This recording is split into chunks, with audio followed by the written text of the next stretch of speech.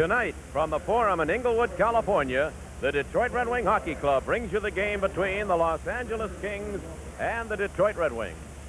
Hi, everybody. Bruce Martin along with Sid Abel, and we deem it quite a privilege, and we're happy to be both radio and television on this first game of the 1979-80 National Hockey League season. And Sid Abel, what a rivalry has built up between these two teams, Los Angeles and Detroit. It is perhaps fitting that this is indeed the opening game for both teams. Bruce, there's no doubt about that. The fact that Dale McCourt said he didn't want to play here in L.A. and Rogie Vachon is in Detroit. Now that that's all straightened around, let's just hope that we have a real fine hockey season. I'm sure we will. But it's brought out, I think, the best of both these clubs because the tension here in this building is just terrific. And you must mention another name, too, because Andre Saint Laurent, who performed quite well for the Red Wings the past couple of seasons, now moves into a Los Angeles uniform, and he'll be centering a regular line here tonight. He, of course, compensation for the McCourt and Vachon situation. So it's going to be a fun night, I think. Bruce, I think the big key in this whole thing is going to be how well will the wing defense play, and can they stop Marcel Dionne? Marcel Dionne last year scored 12 goals against this club in the 8-game series. You've got to stop him if you're going to win hockey games, and he's one of the best in the league, so the Wings have a job to do. Well, you mentioned Rogie Vachon, and some of this crowd here at the Forum in Los Angeles is going to be a little unhappy over the fact that he is not scheduled to play the hockey game. Jimmy Rutherford, on his performance during the exhibition season, will be the starting goaltender for Detroit tonight.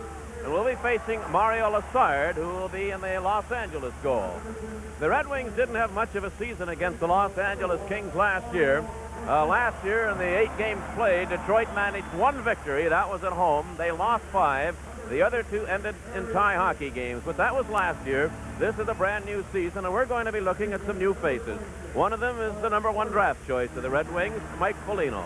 And he appears to be a good one, Bruce. We caught his action up at Sault Ste. Marie against Minnesota a couple of weeks ago. I thought he was the best hockey player on the ice that night for the Wings. One thing about it, though, this first game, and the first game that he'll be playing in the National League, he's going to have the real jitters this first game, as will all the players. But usually a veteran, the minute they drop the puck, they will forget all about the fact that it's the opening game of the season. It may take Foligno a game or two to get just used to what goes on in the National League. Well, Mike Foligno will be playing on a line with another newcomer to the Red Wings, the former Red Wing, and Peter Mahovlich along with Errol Thompson. Well, we shall be back with the opening face-off and some pregame ceremonies right after we pause for this.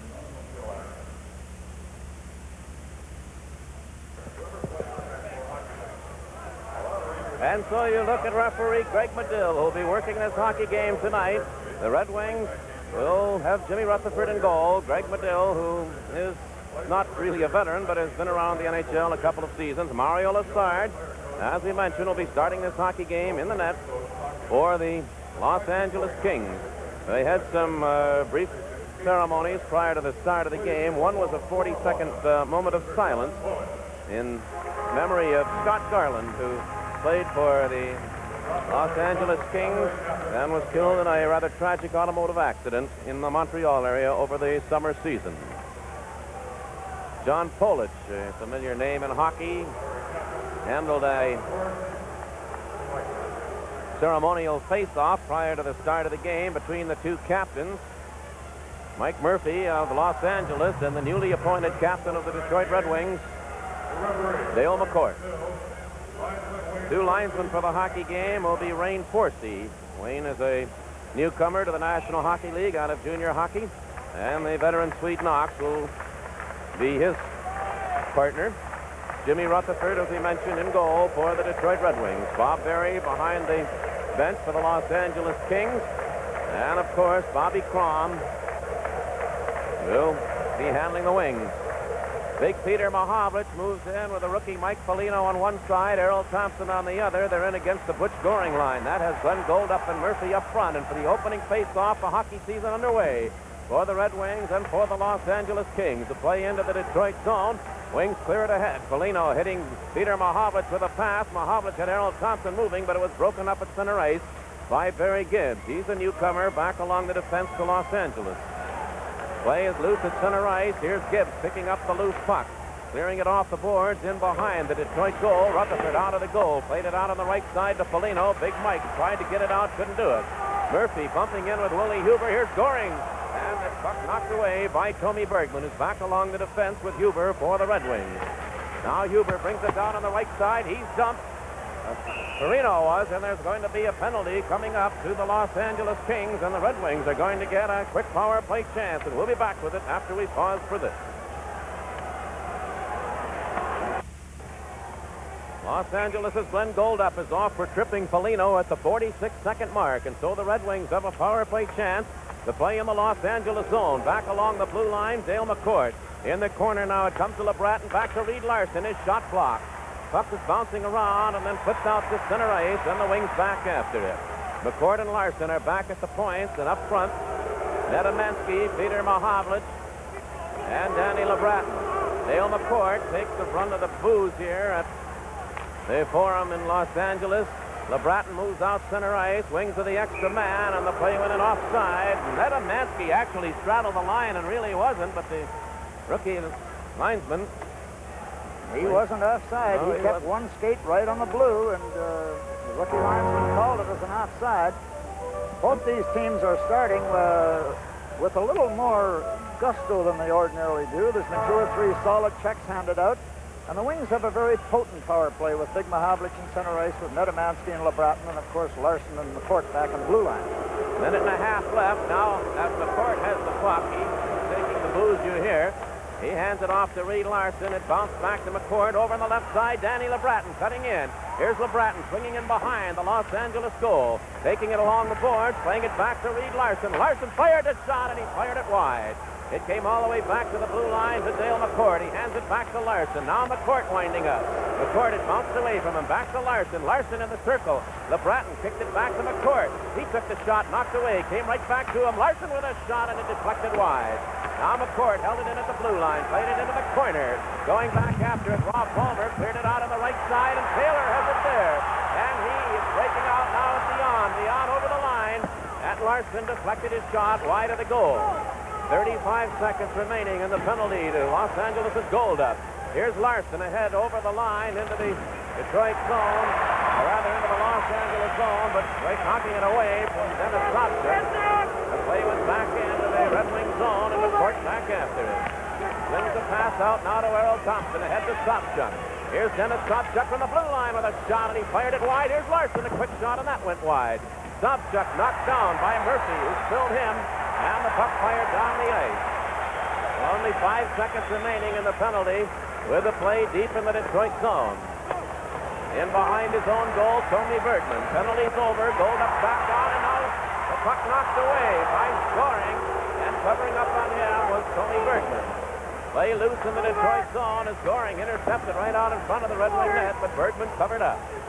Now Tommy Bergman moving out center ice. No score in the game. We've played 3 minutes, 5 seconds from the first period. Moving in behind his own goal, Doug Hallward. Hallward of Los Angeles playing it ahead and moving out with it now is Goring. Butch Goring firing it into the corner. Digging in after it was Goldup, and it was Foligno that ran into him. Along with Willie Huber, puck came out in front, but Errol Thompson's there to break it up, and he and Foligno head out. Now Thompson dumping it in along the boards. It caroms in behind the Los Angeles goal, and Hallward back along the Kings' defense, stopped it there.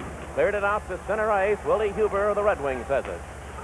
Now the play in the center ice zone, knocked away by Andre Saint-Laurent. He was stopped right at the Detroit blue line. The puck loose there, and it's then dumped in behind the Detroit goal as Huber heads in after it. Willie Huber out on the right wing for Danny Bolduc. Now Bolduc of the Wings ahead to Paul Woods over the line into the Los Angeles zone. Fits the shot, a save made, and that puck bouncing around, and Massard has moved out and grabbed a hold.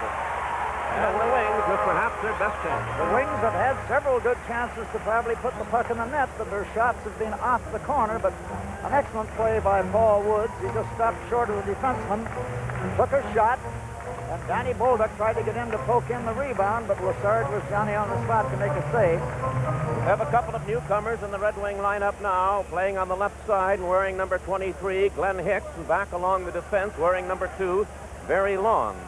And we'll have a little more time to talk about the two as the game moves along. Saint-Laurent remains at center ice. Puck bounced along the boards, and the whistle stopped the play. We'll go through it again. As they whistled it down, Mike Marson, who was acquired by Los Angeles from Washington, is out on the left side of the line for the Los Angeles Kings. And over on the right side, Dean Hopkins. And he was one of the rookie choices. Now Paul Woods battling to hold it in the Los Angeles zone. It's knocked away. San Laurent drops it back. Moving in behind his own goal, another rookie, Mark Hardy, for the Kings. Hardy coming out on the right side now. We've played 4 minutes, 20 seconds, no score. Hardy dumping it deep into the Detroit zone, but the play went in offside. Marson was in too quickly, and they'll bring it back out center ice for the faceoff. Well, the Red Wings open up with 4 games on the road. The game here tonight, the opening game of the season. And then it'll be a Friday night game at Vancouver, Saturday night at Edmonton, and the following Wednesday, a week from tonight, at Winnipeg before Detroit returns home. And they'll play their opening game on Saturday night, the 20th of October, against the Philadelphia Flyers. Puck goes into the Los Angeles zone. Back after it is Gibbs.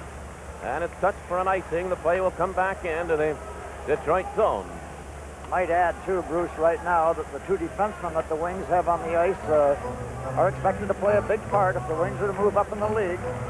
Dale Long, he's a former L.A. King back 6 or 7 years ago, and he played out in World Hockey. And, of course, Greg Jolly has teamed up with him, and Greg missed most of last season, and the Wings are expecting big things from him.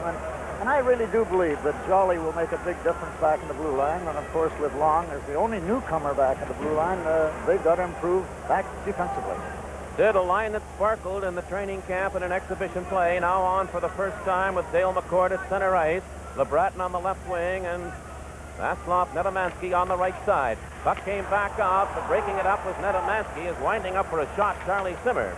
Well, it's one big line against another, the Marcel Dion line with Taylor on one wing and Simmer on the other. Here's Dion carrying into the Detroit zone. Dion put it right out in front, covering up Dale McCourt, knocked it away, then Dion took it back into the corner. He centered it, but Nedomansky's there. Nedomansky ahead to Dale McCourt. Now McCourt to the Red Wings, back to Nedomansky, over the line, into the Los Angeles zone. Put it right to the goal now. Here's McCourt with a backhand shot, and it was knocked down. And Rob Palmer clears it into the corner, and coming right back out Dion. Now Dion at center ice, just dumped it into the Detroit end. Perry Miller of the Wings goes back after it. Along the boards on the right side to Nedomansky, ahead now to Dale McCourt. McCourt's pass taken by LeBratton. It went over the line and then knocked back out center ice, and back after it is Reed Larson. Larson flipped it off the glass. It went over the glass up into the crowd. And so the face-off stays in the center ice zone. We'll be back with more action in just a moment.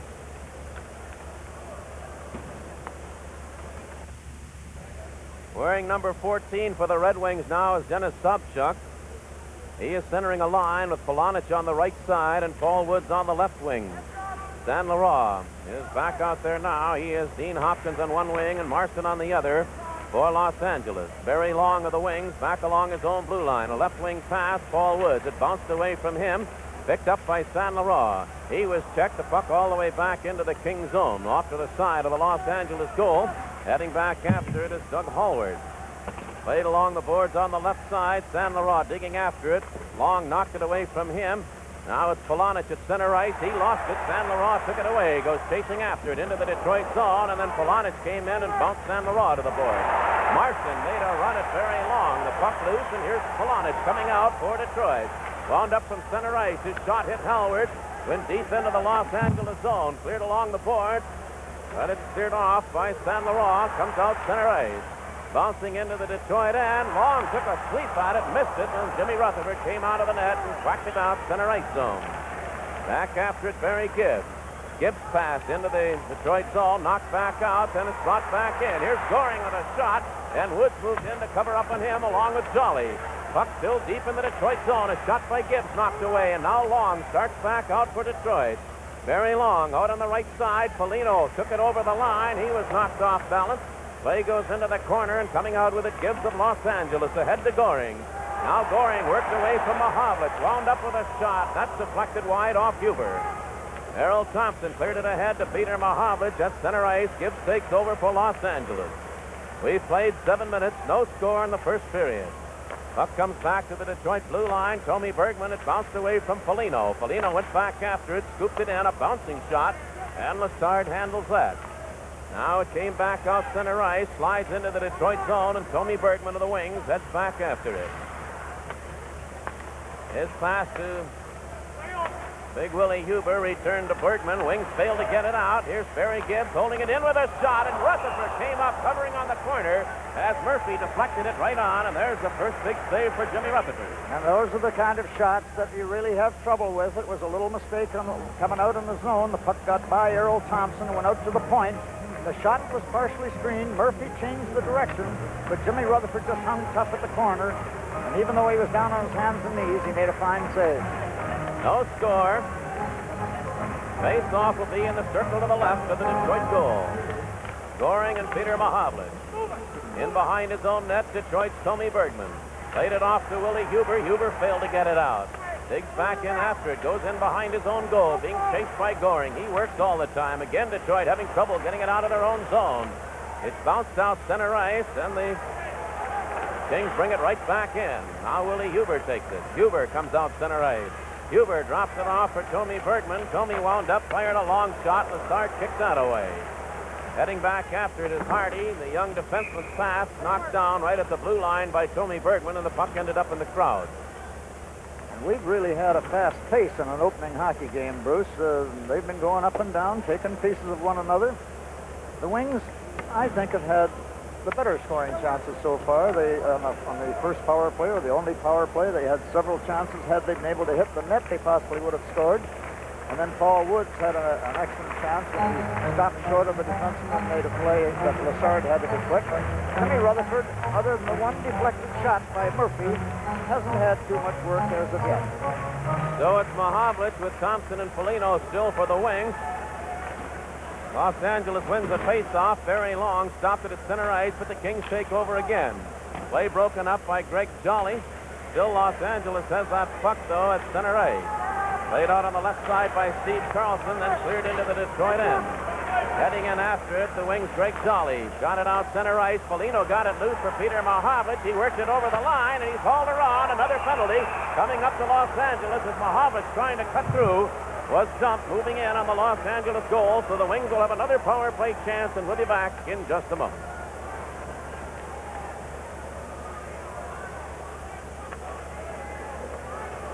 Rich Mulhern of Los Angeles moves into the penalty box, off for holding at 8 minutes and 33 seconds. And there's the value, Bruce, of a Pete Mahavlich. He just tried to break through the two defensemen, and they had to haul him down because of his size. Now Miller and Larson back at the point. Puck knocked away from Miller. Picking it up is Taylor. He and Dion moving into the Detroit zone. Took the shot. Dion did, and Rutherford cleared it away. Now Danny LeBratton out on the left side for Dale McCord. McCord stopped right at the line, and again the Kings almost got loose. At his own blue line, Reed Larson, a left wing pass for LeBratton over the line into the Los Angeles zone. He worked out to the side of the net, a clearing pass right in front. But taking it away is Dion, and Dion shoots at the length of the ice. As LeBratton made the play, but Dion was the only man really out in front of the Los Angeles goal. Now Detroit trying again. LeBratton down the left side. His pass went beyond Nedemansky. There'll be an icing call as Murphy went back to touch it, and the play comes all the way back into the Detroit zone with 1 minute and 12 seconds still to go in the penalty time to Mulhern of the Kings.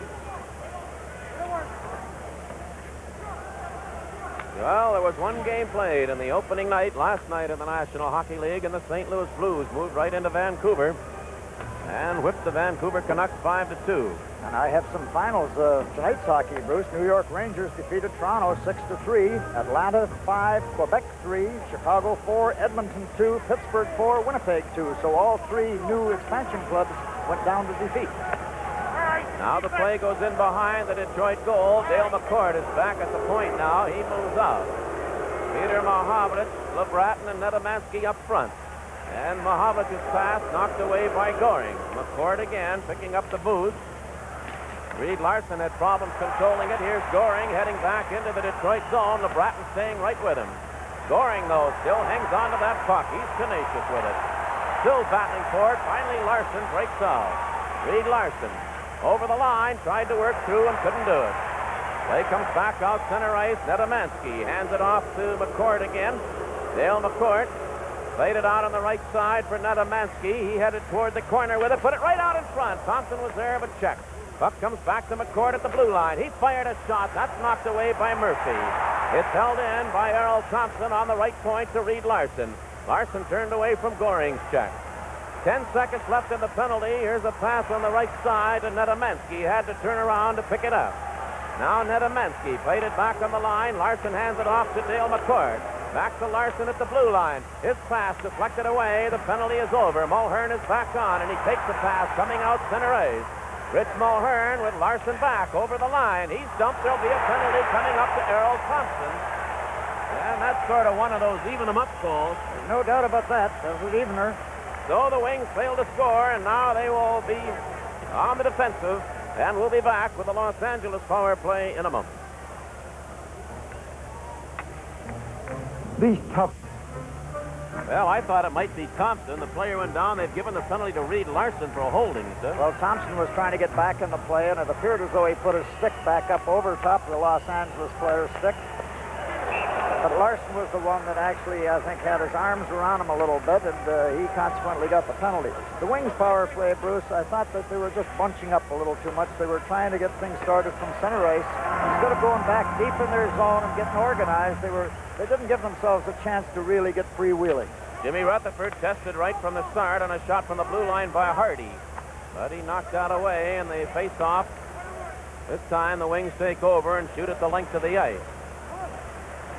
Now the play coming out center ice. Taylor sends it off to Charlie Simmer into the Detroit zone. Simmer played it toward the corner, knocked away, and very long.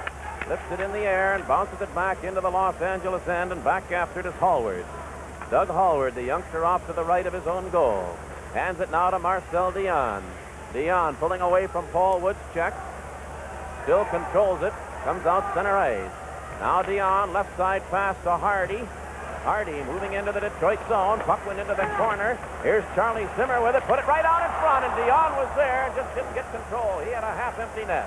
Now Dion put it right through the goal mouth. It came back to Hallward.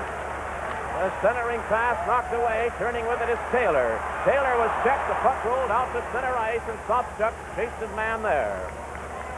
And Los Angeles came close. 50 seconds remaining in the penalty. Hardy's pass coming to Simmer at center ice. Back to Hardy. Hardy with a bouncing puck, and Sobchuk's stick caught him. Now Hardy at center ice, moved away from Sobchuk, hands it to Dion into the Detroit zone with a shot, and that was blocked by Long, who went low and made a good move on it. And the Wings shoot it out center ice. Sobchuk and Taylor do some bumping. Now back in, and shot by Harlan, knocked away. They battle for it, another shot, they score! Charlie Simmer picks it up and fires it in. A power play goal, and Los Angeles leads 1-0. There was a case of a play that was shot. The Wings got caught pretty well in center ice when they were trying to make a quick change, and the play didn't get down to the far zone. The puck was stopped by a defenseman, got dropped down right into Charlie Simmer's feet, and he whipped it high over Jimmy Rutherford's right elbow. Jimmy Rutherford didn't have much of a chance at all. It was partially blocked, dropped down out in front of Charlie Simmer, and he's a boy that came on real strong last year in the late part of the season, the last half of the season for this Los Angeles club. So it's a power play goal, scored at 12 minutes and 23 seconds, 1-0 Los Angeles. Puck sent back into the Los Angeles zone. The Kings head in after. They battle in along the boards. Hallward draws the only assist on the goal. It's Simmer from Hallward at 12 minutes and 23 seconds. Power play goal. The puck is held in along the boards in the Los Angeles zone. So the face-off will remain the rim of the circle off to the right side of Mario Lessard.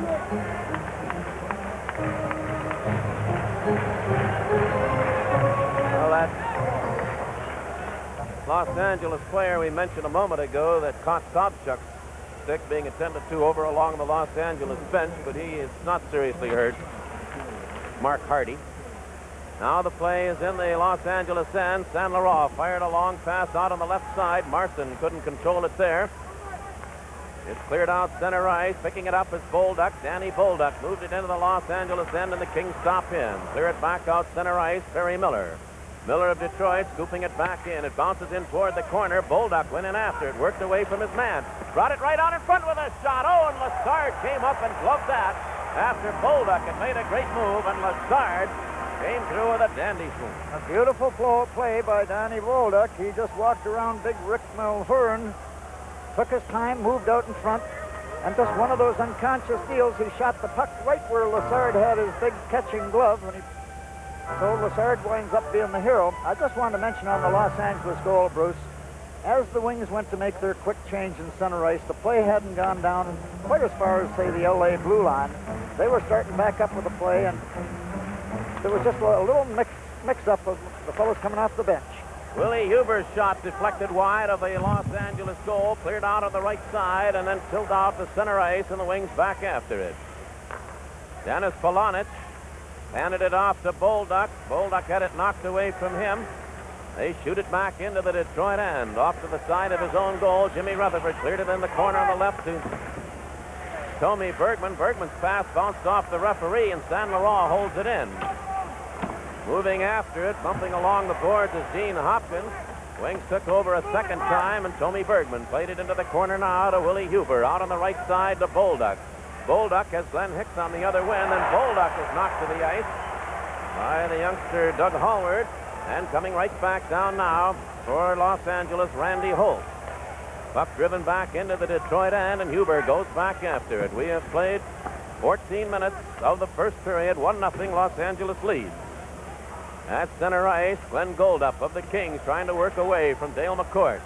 Played it in behind the Detroit net, went in after it himself. Goldup being jammed in along the boards by Huber, and McCourt came in after the loose puck. Trying to work away from Goring, but didn't do it. The Wings deep in their own end. This time Tommy Bergman cleared it out on the right side, and Nedemansky. His pass right out in front to Murphy. Here's Murphy handing it off to Goring, and Goring failed to get the pass, and they were wide open in front of the Detroit goal. Now a quick left wing pass to LeBratton from McCourt. LeBratton into the Los Angeles zone. His pass went way behind Nedemansky, and the Kings Goldup turns in behind his own goal. What a chance Goring had a moment ago on a bad pass right out in front of the Detroit net. In behind his own goal, Mark Hardy of Los Angeles. 5 minutes remaining in the first period. Well, the new owner of the Los Angeles Kings, Dr. Jerry Buss, will be Sid's guest between periods. Puck came right out in front of the Detroit goal, knocked down by Perry Miller. Miller was sent down. Here now, Nedemansky over the line with a shot. Lassard juggled it, but stopped it. It goes in behind the net, and coming out with it again is Hardy. Now Hardy bringing it out center ice for Los Angeles. He bounced it off to the right side of the Detroit net. Rutherford cleared it along the boards, but not out. Nedemansky gave his man a bump, but still it stays in the Detroit end. Taylor trying to dig it loose. There's a pileup of players in the corner. Still no whistle. They dig away at it. Taylor got a stick on it. Finally, the referee stops the play. 1-0 Los Angeles, and we're back in just a moment.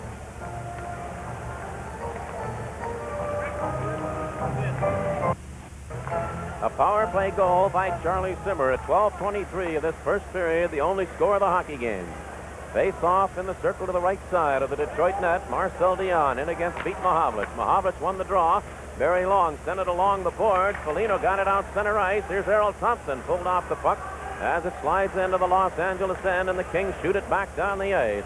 That's going far enough for an icing call as Greg Jolly heads back after it, and the play will come back into the Los Angeles zone.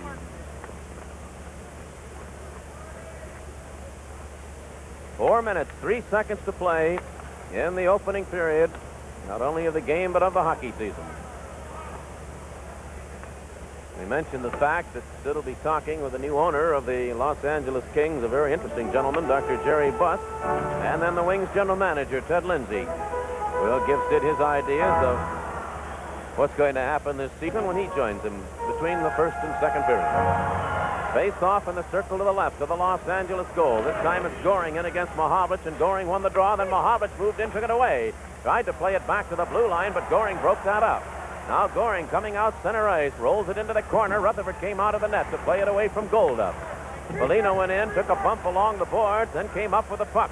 Mahavlich cleared it. It came out center ice. Here's Foligno with it over on the right side. Harold Thompson goes digging into the corner in the Los Angeles zone. Pulled away from Rob Palmer in behind the net. He's hauled down. And that puck went off to the side, and the Kings go after it as Barry Gibbs shot it out center ice again, and this time Jolly's after it. Now Jolly, a long pass to Thompson, steers into the Los Angeles end. In behind his own goal. It's cleared over on the left side by Mulhern.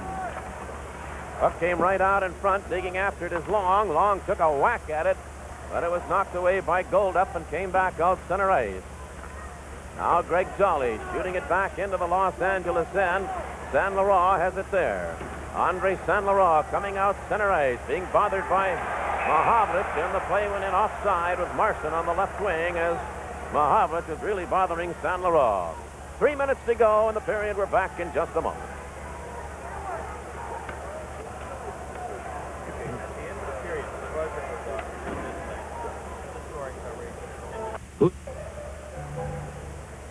Power play goal, the difference in the hockey game. Other than that, it's been very evenly played here in the first period. 1-0 Los Angeles lead. Now here's Willie Huber at center ice. Fired a shot wide of the net. It bounced off to the side of the goal, and Lassard cleared it. Willie Huber stopped it at the blue line, fired a backhand shot, and that's grabbed off in front of the goal by a Hallward who holds on to it, so the face-off stays in the King's End off to the left side of Lassard. And L.A. in this last 30 seconds or so appears though they're going to try and play safe from their own zone. Both their defensemen that handled the puck tried to flip it out along the boards. Now from the face-off, the puck came back to the line. Huber fired a long shot, and it sailed just wide. Lassard moved late on it. Puck rolls back down into the Detroit end. Marson would be the first man there, so Rutherford came out of the goal, cleared it up right off of the linesman, Swede Knox, and they still go after that puck. Here's San Laurent holding it in, playing it back on the line. Hallward fired the shot wide of the goal. Rutherford knocked it down, hands it off to Willie Huber. Huber on the left wing now to Woods. Paul Woods pass. Picked off by Sobchuk. He turns at his own blue line, center ice to Huber. Now over the line is Paul Woods. Woods pulled up. He's jumped. There's a shot by Huber, knocked away. Goes to the corner. And trying to center it was Polonich. They battled in along the boards. Polonich got it loose, but he's checked by Marson. And Marson cleared it along the boards on the right side.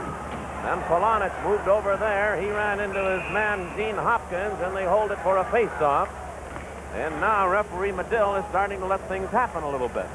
And it appears though both these clubs would like to see something happen. They're going after one another. The wings, this line of Dennis Polonich and Paul Woods and Dennis Sobchuk have appeared very strong out there each time they've been out. They've carried the play, had excellent chances in deep.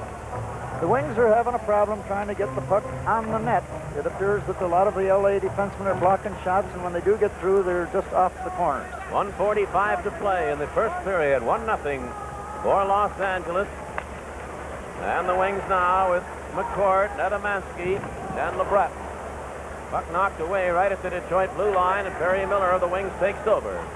Now Miller cleared it to LeBreton. LeBreton bouncing puck. He put it right in the goal. It scores! Sent it through the goal mouth, and it just caught the post to the left side of Lassard and ended up in the net. And so the Wings on the move by LeBreton have tied the hockey game. A nice little pass from Perry Miller just before he got up over the blue line. He got a break. The puck bounced off Dave Taylor, and went right back to LeBreton. He had Lassard beaten because Lassard figured he was on an angle where he couldn't put it in the net, and he slid it right inside the post with Lassard coming down and out on his hands and knees. He was right even with the goal mouth, actually, and he just backhanded with one hand, slid it into the open corner to tie this hockey game up. Nedemansky and Miller draw the assist on the goal by LeBreton. 18:35, and the game tied at 1-1. Now 1:05 to go in the first period. Here's Dale McCourt stealing the puck, and he was dumped as he got over the line, or he'd have been in cold. And coming right back is Taylor. Now Dave Taylor bringing it back into the Detroit zone. Here's Taylor putting it out in front, and it was Larson that moved in to cover up on Charlie Simmer. Coming back out the Wings, Perry Miller cleared it out on the right side. Nedemansky couldn't reach it. It slapped back into the Detroit zone. Now Larson's pass to Miller, bounced out center ice, and picked up offside by Glenn Hicks. And I'll tell you, Dale McCourt could have been on his way, and he had the skates pulled out from under him. Yes, and then right back inside the Detroit blue line, Reed Larson tried to throw a weak backhand pass all the way across the ice to his teammate. And let me tell you, it could have been intercepted, and there would have been a free shot on the net, too, for L.A. So both clubs, it appears, though, the pace here, Bruce, in this first period has been terrific. And some of the players are staying out there getting caught in changes. It's early in the season. They haven't got their line changes down pat. Some players are staying out just a little longer, and when they get tired, they have problems getting off the ice. Peter Mahovlich out to take the face-off now against Mike Murphy inside the Detroit blue line. Mahovlich has Hicks and Bolduc with him. Mahovlich actually won the face-off. It came out center ice. Picked up now by Greg Jolly. Jolly slid it along the boards into the Los Angeles zone, and Goring heads back after it. Drops it off. Now Randy Holt played it to Murphy. Murphy checked right at center ice by Hicks. And the puck driven back to the Detroit blue line, and coming in with it now the Kings. Here's Goring putting it out in front, and it was Bolduc that came back and covered up neatly on Goldup. Bolduc and Goldup. The puck held along the boards in the Detroit zone for a face-off to the left of the Red Wing goal. And 2 seconds remain. It'll be a quick face-off in the circle to the left of Jimmy Rutherford. And it's an important face-off. The Wings have big Peter Mahovlich out there, though. He should be able to tie up the opposing center iceman. It will probably be Goring. He should be able to tie him up for the 2 seconds. Except that here comes Marcel Dion. He'll come back out to the point, I would believe. And if Goring can win the draw, he'll be aiming it for Dion with 2 seconds to go, and the play deep in the Detroit end. Dion will be the trigger man. Goring spots him right where he wants him. So a big face-off. Now Bolduc is going to, or rather Dale McCourt is going to take the face-off. And the referee, Greg Medill, moves in to tell Peter Mahovlich to move back. So it's Goring in against McCourt. Goring won the draw. The shot right on by Dion, but knocked away by Jimmy Rutherford. So that's it, the first period. Here's the scoring summary brought to you by Magnavox and Fredder Appliance Stores. A power play goal with Reed Larson in the penalty box at 12:23 by Charlie Simmer, assisted by Doug Howard, gave Los Angeles a 1-0 lead. The game tied by Danny LeBreton. At 18:35, a pass from Miller, and Nedemansky also drawing an assist on the goal. And so that's it, the end of the first period of play with the score. Detroit Red Wings 1, the Los Angeles Kings 1.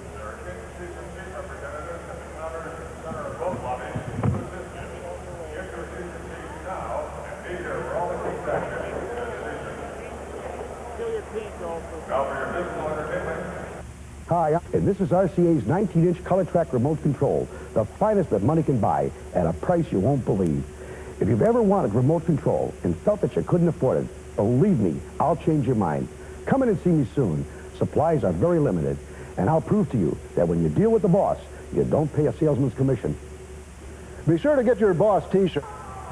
In the first period of play, the Red Wings 6 shots and the Los Angeles Kings 5.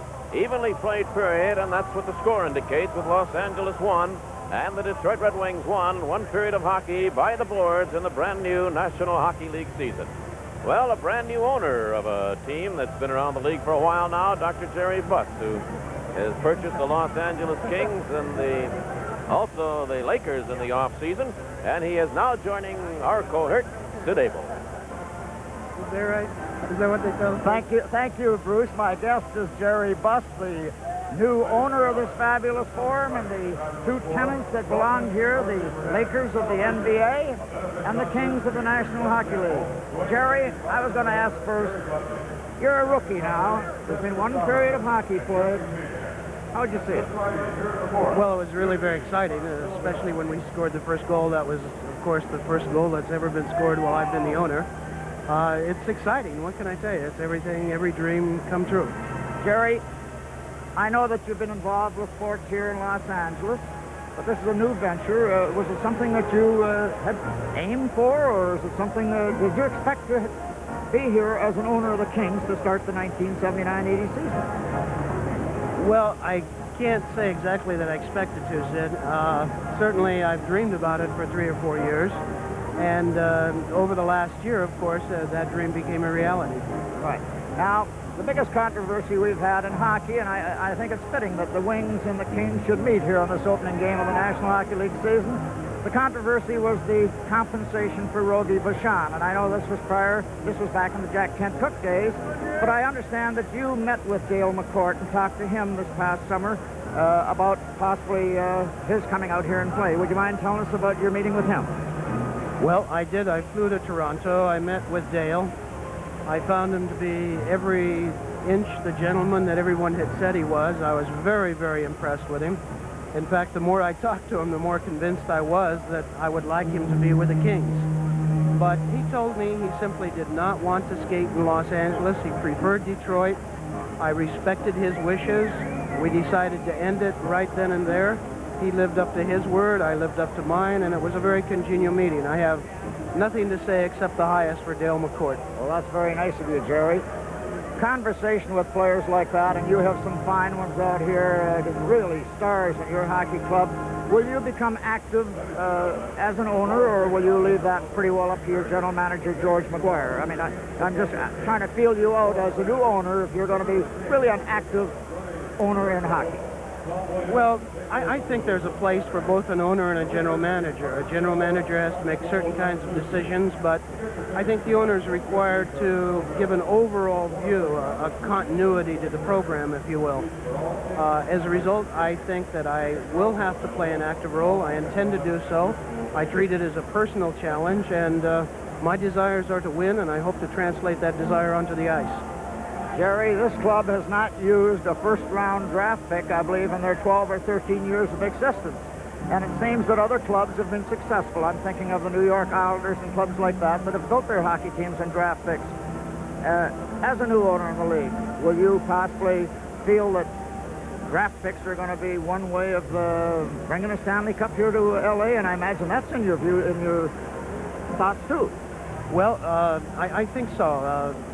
From what I can gather in talking to the various general managers, the hockey observers, the experts around the league, everyone says these days you have to build through the draft. So our position is to do that. And of course, this year, for the very first time in our existence, we did have a first-round draft choice, which we signed in Jay Wells. We're very proud of him. We think he is National Hockey League caliber. We have some more draft choices coming up in future years. It will be a slow building process, but we think we'll get there through the draft choices. Jerry, and while we're talking hockey, let's just switch to basketball. You drafted a boy that's back in Michigan. They're very, very fond of Magic Johnson. Magic Johnson's with your Lakers. Do you want to give us a little report on him? Magic is truly magic. He's going to pack them in wherever he goes. He's one of the most phenomenal ball handlers I've ever seen. He does the surprise, the unusual, brings the crowd to their feet. But perhaps the best part about him is every time he's in arena, everyone has a smile on their face. It's contagious. He sets it off and it spreads around the crowd. So Magic is going to be a very, very exciting player for us here in Los Angeles. And you're going to be a very, very busy man because I believe the Lakers open in a couple of days. That's right. We have our opener not at home but away in San Diego, which is close enough for me to go. So I'll take a busload of friends down there, and we're going to cheer the Lakers on to victory. Good. Jerry Buss, thank you ever so much for taking time to stop by and chat with us. Very best of luck to the Kings and to the Lakers. Thank you. Now let's go back to the station for this message.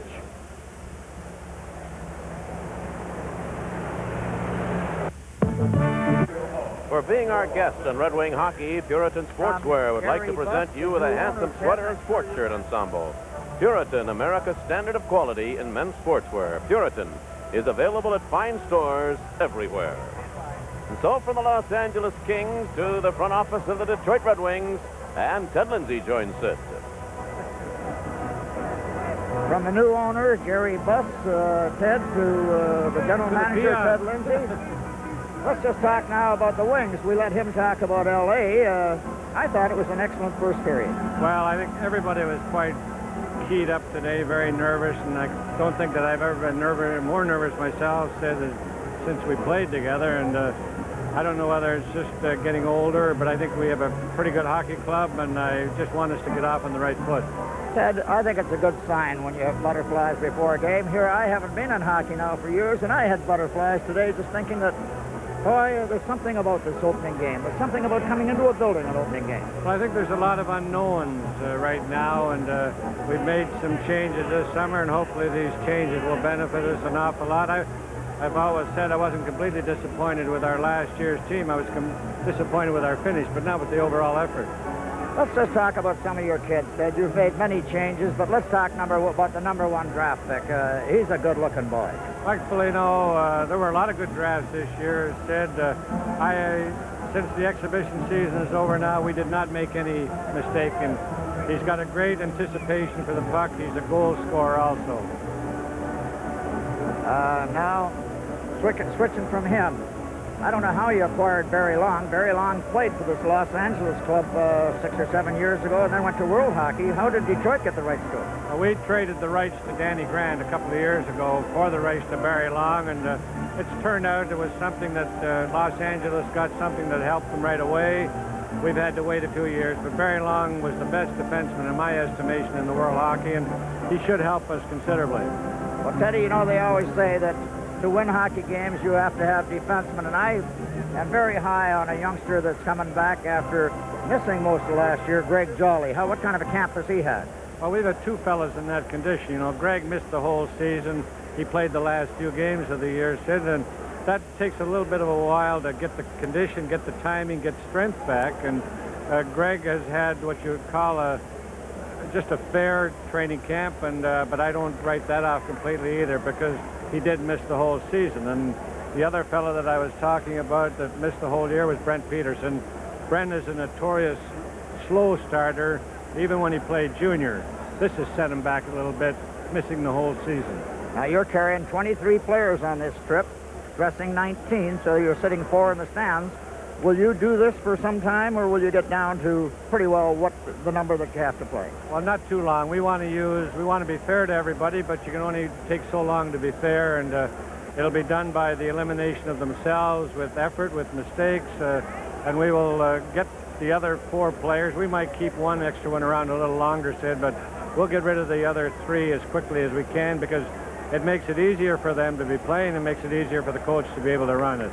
Ted, before the players come on the ice, I've got to ask about your feelings with Big Peter Mahavlich. It's nice seeing him back in the Detroit uniform. Well, you know, he should never have left, as you know, Ted, and And I traded him. But he's back. His attitude is just tremendous. If Pete plays to 70% of his potential, he'll be just such a value to us. Also very valuable in the fact in the dressing room. He's a great team player, and he contributes an awful lot. Ted, thanks ever so much for stopping by. Very, very best of luck tonight and the rest of the season. Thanks, we Ted. want to get back in the playoffs. Yeah. Thanks a lot. Now let's go back to the station for this message.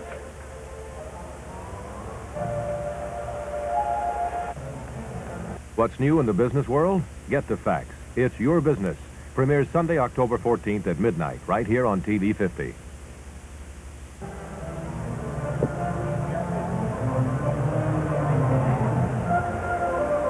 Bruce Martin along with Sid Abel with you from here in our broadcast, telecast location at the Forum. They have called it Jack Kent's Fabulous Forum, but no longer. It is now, as you heard, between periods with Sid, Jerry Buss's Fabulous Forum here in Inglewood, California, the home of the Los Angeles Kings.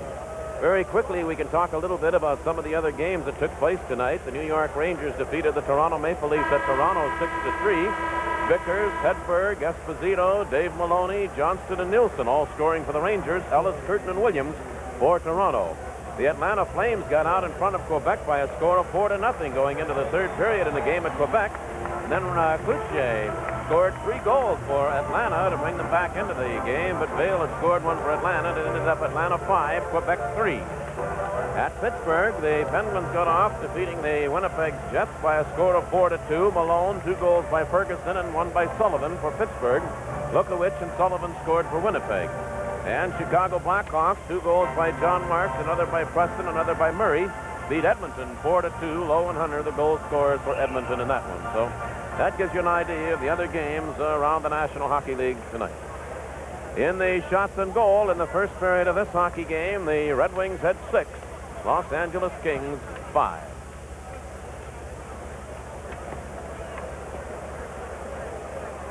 Well, before this 2nd period gets underway, let's pause right now. 10 seconds for station identification. This is the WKBD TV 50, Detroit.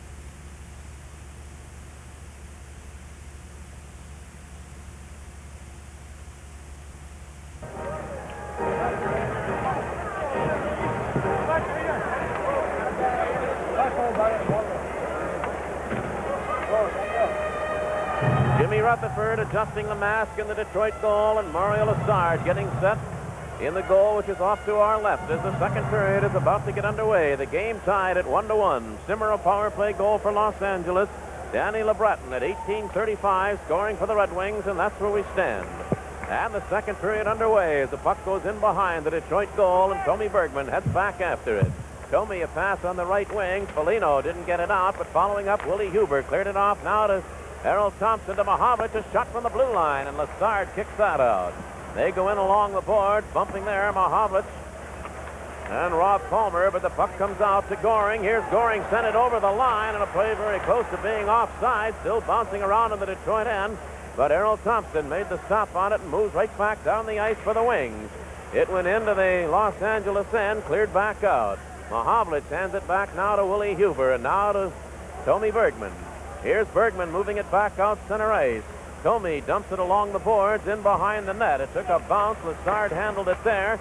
Foligno went in. He tied up his man. The two of them fell down, and Goring goes in to take the puck away. Now it's Goldup of Los Angeles. He cleared it off the boards into the Detroit zone, and Rutherford came out to knock it away from Murphy. Wings shoot it out center ice. It was knocked away with a high stick by Sobchuk of the Wings, and so the play is stopped, and the face-off stays just over the Detroit blue line.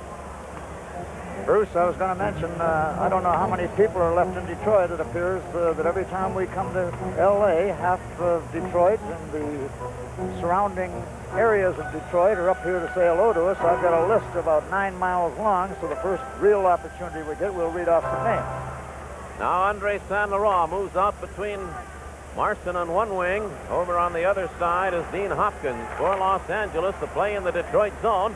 Hopkins picked it up. Paul Woods tipped it away, but it's kept in. Here's Hopkins moving in behind the Detroit goal, being checked by Dennis Polonitz.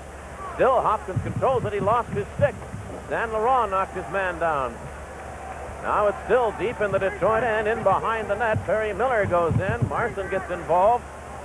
And the puck came out, knocked away by the Wings, who are going to shoot at the length of the ice, as the forechecking of the Kings was giving the Red Wings a little problem. 1-1 tie, and we're back with more action in just a moment. New York Rangers 6, Toronto 3. Atlanta 5, Quebec 3. Well, when Bobby Crom sends out his line of Netamansky, McCord, and LeBreton, Bob Berry behind the Los Angeles bench is in the countering with the Marcel Dion line with Taylor and Simmer. Each line has scored. Los Angeles on the power play. Now Perry Miller goes in behind his own net for the Wings. Cleared it too far for Danny LeBreton. It was kept in at the line. Taylor took a bump from Perry Miller. Miller lost his stick. They jammed the puck in along the boards. They're bouncing there. It came loose. The Wings failed to get it out. Now here's Simmer going in behind the Detroit net. Moving in, Reed Larson, or rather, it was Larson who tapped it away. Didn't get it out. A shot from the line. They score! That puck took a bounce into the net behind Jimmy Rutherford, who's arguing with the referee, Medill. Losing the argument. I believe it could have hit Reed Larson. Reed Larson was tied up with Marcel Dion right at the corner of the net. It wasn't shot that hard from the blue line, but it appeared as though it deflected off someone at the corner of the net. Went across in the open part of the net. I think it hit either Larson or Dion's leg. It was going to miss the net entirely. Well, went across and caught the open side. So the Kings get a break that time. Number 18, No, it was Taylor who was going to get credit for the goal. assist to number 3, John Colward. Number 16, Marcel Dion draws an assist along with Howard, so it bounced in off Taylor out in front of the goal. Rutherford really didn't have a chance for it. Here's Dion taking the puck right to the side of the net. Put it out in front, but cutting in, Simmer failed to get to the pass. Now Danny LeBreton heads back down the ice. One-man rush. He goes in, waits for his men to pull up, handed it off to the side. It came back to Larson with a shot. Lessard knocked it away. Big save by Mario Lessard, and now Simmer back for the Kings. Handed it off to Taylor. Taylor took the shot, and Rutherford went low, held on to it. And the face-off stays in the Detroit end to the right side of the Red Wing goal. So it was Howard who took the shot, and it bounced in off Taylor, who was being covered by Larson at the time. It actually hit his leg, and that, of course, is what Rutherford was arguing about. Right, I thought it was Dion. It was Taylor at the corner of the net. Larson had him wrapped up, and it hit a leg and went in. Had it been directed in by the skate or the leg, then it would not have counted, but the referee said no. It bounced in off of it, right? Right, it was a legitimate goal. Now Barry Long of the wings clears ahead to Danny Bolduc. Bolduc got it over the line. Hicks was charging in after it, failed to get to it. It came back out center ice. Long shot it back in. It goes in along the boards, in behind the net. Going in after it, Rich Mulhern. He cleared it out on the right wing, and coming back with it now, Ian Hopkins of Los Angeles, shooting it into the Detroit zone. It bounced kind of crazily in behind the Detroit goal, into the corner. They charge in thereafter. It's dug away by Hopkins. Now covering up on him is Long. Hopkins did work it back to the blue line. Hardy took the shot wide of the Detroit goal. Rutherford came out of the net. San Laurent gave him a bump. They move in along the board, still deep in the Detroit end. The whistle stops the play, and a face-off to the left of the Red Wing goal. And the Kings lead it 2-1. And this has been the Wings' biggest problem over the past few years on teams that move in deep and put on pressure. They've got Sobchuk, Bolduc, rookie defenseman in a way, Long breaking in with Jolly, and they can't just seem to handle the pressure in deep. Sobchuk won the draw, and Jolly brings it out to center ice. Handed it back to Sobchuk over in the right wing. Bolduc kicks it into the Los Angeles zone, goes into the corner along with Howard. They take it in along the boards. Glenn Hicks in there battling for it. San Laurent took it to the boards and held it there. That keeps the face-off deep in the Los Angeles zone, and the circle off to the left of Mario Lassard, and the Wings send on big Mike Foligno along with Mahavlich and Thompson. Andre San Laurent playing his first game with the Los Angeles Kings against his former teammates, the Red Wings. And I would imagine he has a few butterflies tonight, too, playing his first game here in this building with a new owner and, of course, a new coach and manager, and playing against his former teammates. Now Goring will go in against Mahavlich to the left side of the Los Angeles goal. Mahavlich won the draw, took it into the corner, but he has trouble there with Goring. Mahavlich still had the stick on it. Put it out in front, but Foligno couldn't reach it, and the Kings clear it out to center ice. Willie Huber's pass knocked away by Goring, but Foligno moved in, took it away from him, cutting into the Los Angeles zone, trying to work through. But Rob Palmer covered up there, and it's cleared back into the Detroit zone, and Tony Bergman hustles back after it. We've played 4 minutes, 20 seconds of the second period, 2-1 Los Angeles. Willie Huber had trouble with the pass, turned around. Still the Wings having problems in their own end, and Huber retreats in behind his goal with a pass to Tony Bergman. Bergman out on the left wing for Errol Thompson. They hold the puck in along the boards. Now Tony Bergman and Glenn Goldup. Goldup really racked Bergman to the ice a moment ago, and after the play had been stopped, Bergman moved in with Goldup, and the two of them gave each other a little jostling and a grouping of players, but nothing will come of this. So while they separate them, we'll be back in just a moment. Defense. Foligno, and digging after it, failed to work it out. Kept in at the line by Hardy. Hardy took the shot. It's knocked away. Cooing out Foligno ahead to Mahavlich on a breakaway. Here's Peter Mahavlich moving in, and he was checked from behind. Good move by Mulhern. Puck came right out in front. Thompson was there and just couldn't get the stick on it. As the Wings had two great scoring opportunities. The centering pass knocked away, and Hallward played it on the blue line. It was kept in for the moment by Willie Huber. Huber held it in a second time. Foligno off the circle now to Mahavlich. Back out to Errol Thompson, and he was checked by Goring, and the puck slides all the way back into the Detroit end. Well, Mahavlich and then Errol Thompson, both with great opportunities. Still, it's 2-1 Los Angeles. Willie Huber, center ice pass to Foligno. Thompson moving over the line. Here's Errol Thompson going, and he scores! And the Wings have tied the game at 2-2 as Thompson cut right through after taking the pass. There was no mistake on that one. Big Peter Mahavlich was caught from behind on his breakaway. Surprisingly, on one shift, they would catch the Los Angeles defense way up over their own blue line and be able to feed a pass through to a center iceman or a fellow out through the middle. Mahavlich should have scored. He elected to try to pull the goaltender and then made a play, a miss, but Errol Thompson had no one to beat at all, and he just whipped the puck on the right-hand side about knee-high, just inside the post, put the Wings tied at 2.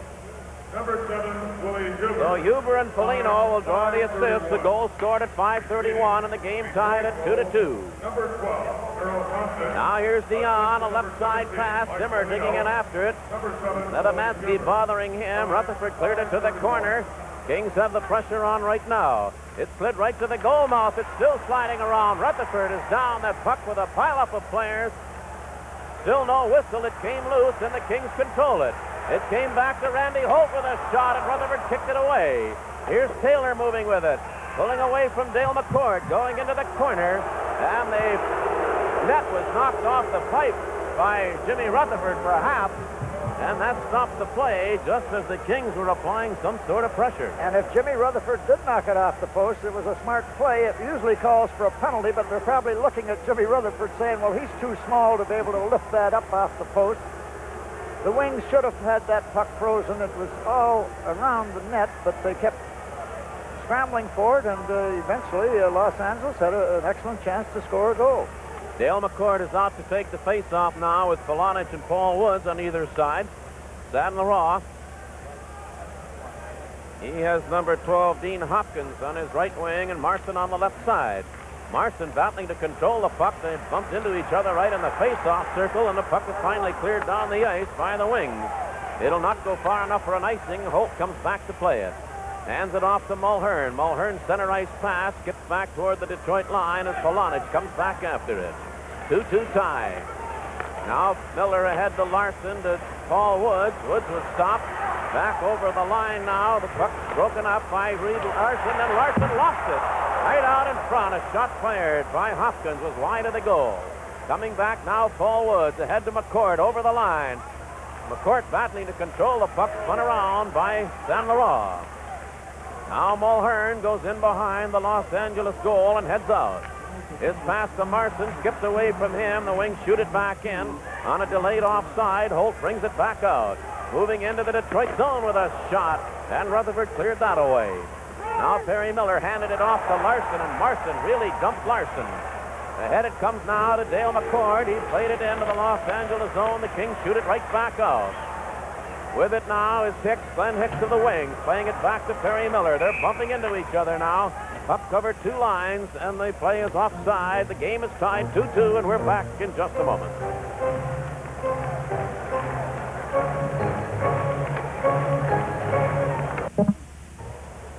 We have 12 minutes, 40 seconds to go here in the second period. Game tied 2-2. The Detroit Red Wings, the Los Angeles Kings. Puck bounced out to center ice, fired right back in by Barry Gibbs. They dig along the boards. Bolduc had a stick on it, couldn't work it out. It goes to the corner. Steve Carlson in after it, put it right out in front, and Goring was grabbed by Greg Jolly, and there's going to be a penalty coming up to the Red Wing defenseman Jolly. And so the Kings, who have scored on their only power play opportunity up to this point, will now have another. And the Kings are trying to put pressure on by throwing the puck into the corner, moving two players right in deep. It was just a case where Goring tried to get free out in front to be able to take a pass from the corner, and Greg Jolly got his stick and arms wrapped around him, wound up getting a penalty. Kind of a surprising penalty, Bruce, because Medill, the referee, has been letting a lot go lately, and this wasn't really a flagrant mistake. Well, it's called interference to Jolly. 7 minutes, 36 seconds, the time of the penalty. Marcel Dion comes out with Taylor and Mike Murphy over on the left side. Red Wings have Dale McCord in to take the face-off. Dion won the draw. It's still in the Detroit zone. Here's Taylor. Played it off the side of the net to Simmer. Simmer bringing it in along the board, skated it into the circle, handed it back to Taylor. Taylor's pass, though, broken up by the Wings, Perry Miller, and Miller shoots it to the length of the ice. Now Paul Woods comes on, replacing Sobchuk. So it's Woods and McCord as penalty killers. Butch Goring. Goring, a right side pass. Over the line is Taylor. Dave Taylor heads to the corner, deep in the Detroit zone. Zimmer brought it right out of the goal mouth. They battle there for it. It's knocked away by Larson, who clears it out to center ice. And the Kings have had the pressure on. Now moving back down the ice, Hallward. He was knocked down, but Dion picked up the loose puck, brought it right out in front. And Rutherford stood his ground and made a big save off Dion. Now back at the point, Butch Goring. Goring hands it to Dion. Right out in front to Taylor. And the puck knocked away out in front of the goal. Rutherford may have got a piece of it, but a big play by the Kings. And the Wings knocked it away. 50 seconds remaining in the penalty. Los Angeles dangerous. Center ice pass coming out to Taylor. Taylor into the Detroit zone. Here's Taylor pulling up along the boards, waiting. Dumping it off the side of the net to Charlie Simmer. Simmer had a power play goal, his last chance. Now it's Dion battling for it. Reed Larson goes in along the boards with him. The puck hauled away. Simmer got a stick on it, but Peter Mahovlich intercepts. Now Mahovlich moves out. He's got Miller with him. Miller pulls back defensively as Peter Mahovlich carries in. Mahovlich spun around a bit, handed it back out center ice, and Larson has it there. Mahovlich was hit by Simmer. There's going to be... No, they're going to call a penalty evidently on Mahovlich as a delayed call. No, I'm sorry. It will be on Simmer, and the Los Angeles player is going to go off. And that'll even them up with 12 seconds remaining in the penalty to Jolly, and we'll be back in just a moment. Well, it's early in the season. I was afraid for a moment that the penalty was going the other way, but Medill was on top of it all the time. So Simmer goes off for slashing at 9:24. Each team short a man. Jolly's penalty is up in just 5 seconds. Mike Murphy, when chasing after the puck into the Detroit zone, Rutherford came out of the net to play it away. Into the corner it goes now. Willie Huber handing it off to Nedemansky. He was turned around. Nedemansky being bothered by Goring. Detroit has the extra man now. It's still deep in the Detroit end as Huber retreats in behind his own goal. Hands it off to Mahovlich. Back to Huber, ahead to Nedemansky. Coming out center ice with LeBratton. Nedemansky over the line. He's checked right there. LeBratton dug the puck away. Back on the line now to Barry Long. Long handed it to Nedemansky. He played it in the corner right out in front. And a pretty pass from LeBratton to Mahovlich. And Mahovlich tied up, couldn't get a shot. There's a shot by LeBratton in front. Another penalty coming up. A high sticking call to Peter Mahovlich. Well, Mahovlich was fighting for position out in front of the goal. And he's going off. Boy, and that's where Peter Mahovlich is of real value to the Red Wings. He was just trying to hold his ground out in front of the crease, and he was taking quite a whacking from the Los Angeles defenseman. But the referee elected to give it to Peter, even these penalties out. Danny LeBratton had an excellent chance to put the Wings ahead 3-2 on a quick shot. Well, they've given Peter 4 minutes. 2 minutes, high sticking. 2 minutes, unsportsmanlike conduct. Well, 2 for high sticking and 2 for unsportsman. Mahovlich really unhappy. Dale McCord arguing with the referee out at center ice. 2 minutes, high sticking. Well, I can see where he would be unhappy. I know they were both giving one another the business. Peter had his stick wrapped up around the defenseman's neck, and at the same time, he had been taking it out in front trying to hold his ground. Bobby Crom really upset in behind the Detroit bench. That's a call, Bruce, that is strictly up to the referee, and 9 times out of 10, both men will go off right, if they're going to call because it. they really start whacking one another, and the defenseman protecting the front of the net, he tries to show that he's tough, and at the same time, the player that's trying to hold his ground there has to keep his lumber up to show that he belongs there. So. Well, 1:10 remaining in Simmer's penalty. Then Mahovlich will have still about 3 minutes to serve, a little less than that, in his double minor.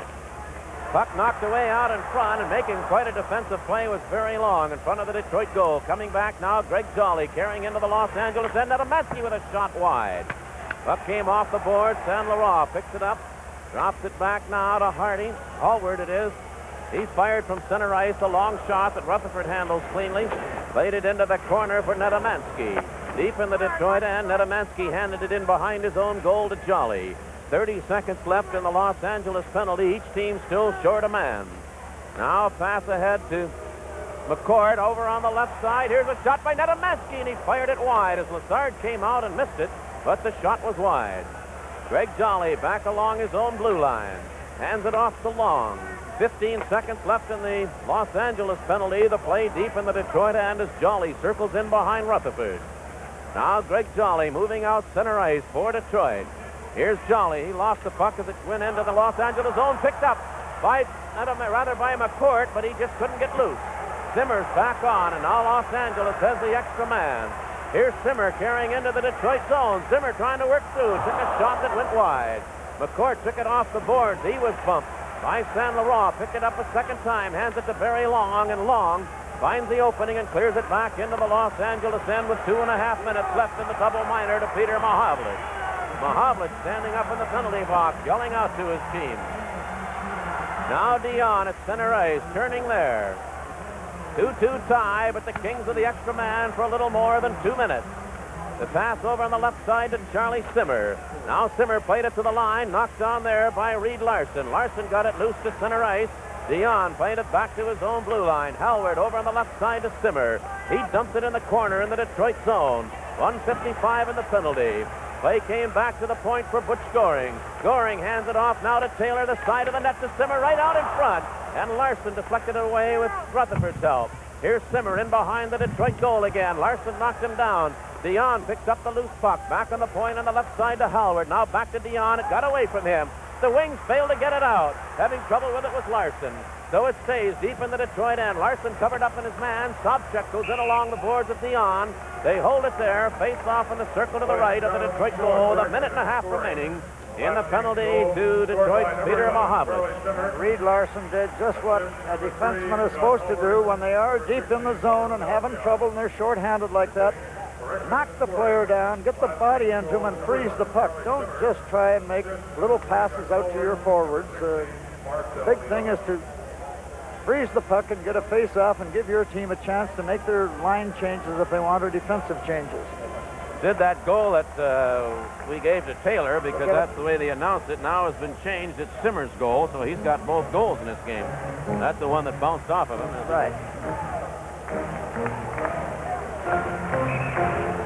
Well, the Wings have struggled to hold off the Los Angeles power play. A minute and a half remaining. They're not going to let Dale McCourt make a change. Dale McCourt tried to get off the ice. He waited too long, and they were just ready to get started, and he decided to come off the ice, and they're not going to let him make a change, so McCourt went in with San Laurent. Puck stays in the Detroit zone.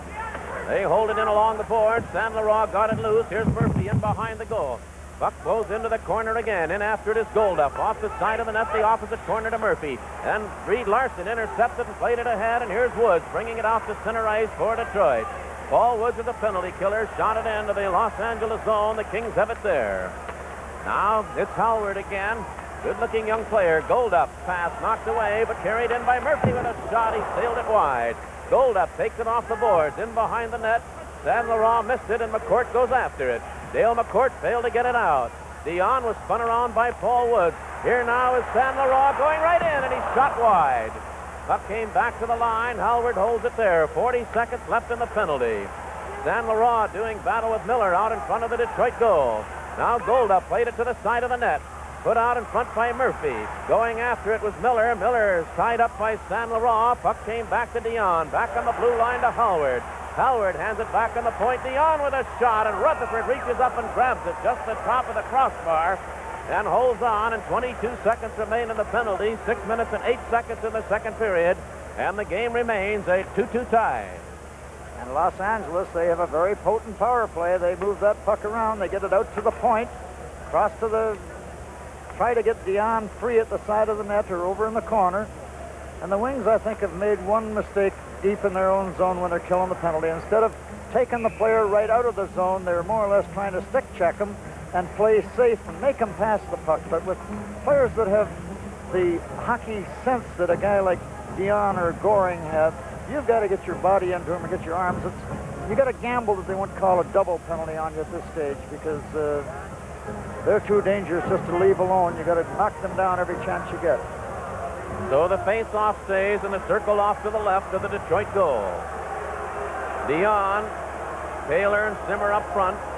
Goring and now Rob Palmer back at the point for Los Angeles. The Wings have Woods and McCourt as penalty killers. Tommy Bergman and Reed Larson. Now McCourt won the draw but didn't get it out. Goring held it in at the line, hands it off to Taylor right out in front, and he failed to get a shot away, and falling down, Tommy Bergman still managed to scoop the puck back into the Los Angeles end. 7 seconds remaining, and Mahavlich has 2 penalties. Woods turned his man Goring around. Here's Dion carrying back into the Detroit zone. He was tied up by Larson. Now the penalty is over. Mahavlich is back on. He dropped the puck off at center ice, but Simmer covered up on Tommy Bergman. Here's Mahavlich knocking it away in the Los Angeles zone.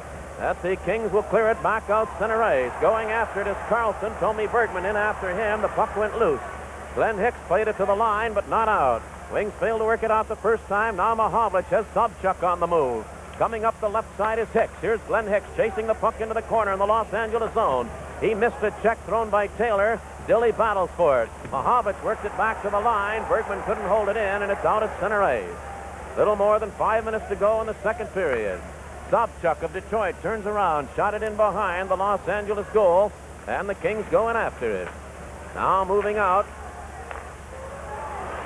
Hopkins cleared it out center ice, broken up. Glenn Hicks to the wings.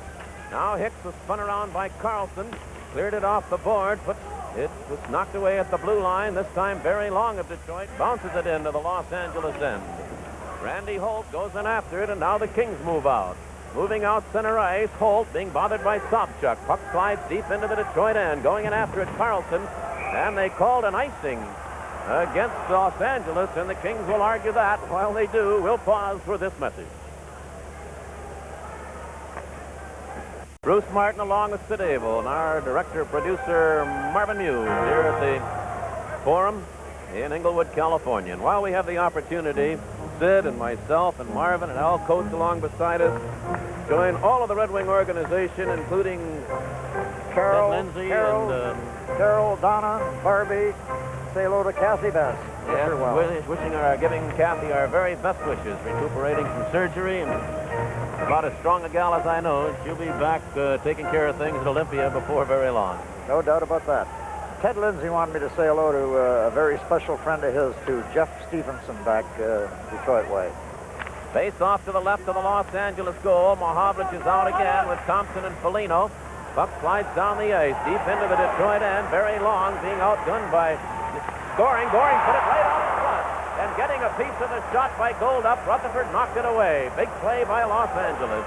Now Mahovlich, a right wing pass. Foligno carried over the line. Dropped it back from Mahovlich toward the corner. Here along the line, very long. Long fired it into the opposite corner. Foligno went in after it, hit the side of the net trying to center it, and Goring digs it out of the corner. 4 minutes to go in the period. Harold Thompson knocked it away, so Barry Gibbs cleared it out on the right side. Mike Murphy sends it out center ice, and here's Goldup moving with it. Glenn Goldup took a long shot. Rutherford grabs that. Now Jimmy Rutherford drops it to the ice and plays it to Barry Long. Long, a right wing pass. Foligno missed it. And it's Rich Mulhern who cleared it back into the Detroit zone. There'll be an icing call as Greg Jolly goes back to touch it, and the play will come back into the Kings' end. The game is tied at 2-2. It's been a good hockey game. Up and down, both goaltenders have been called to make saves. Just enough rough stuff in it to make it interesting. Very Long, we've talked about a few times, Sid. He's not a youngster. He's 30 years of age.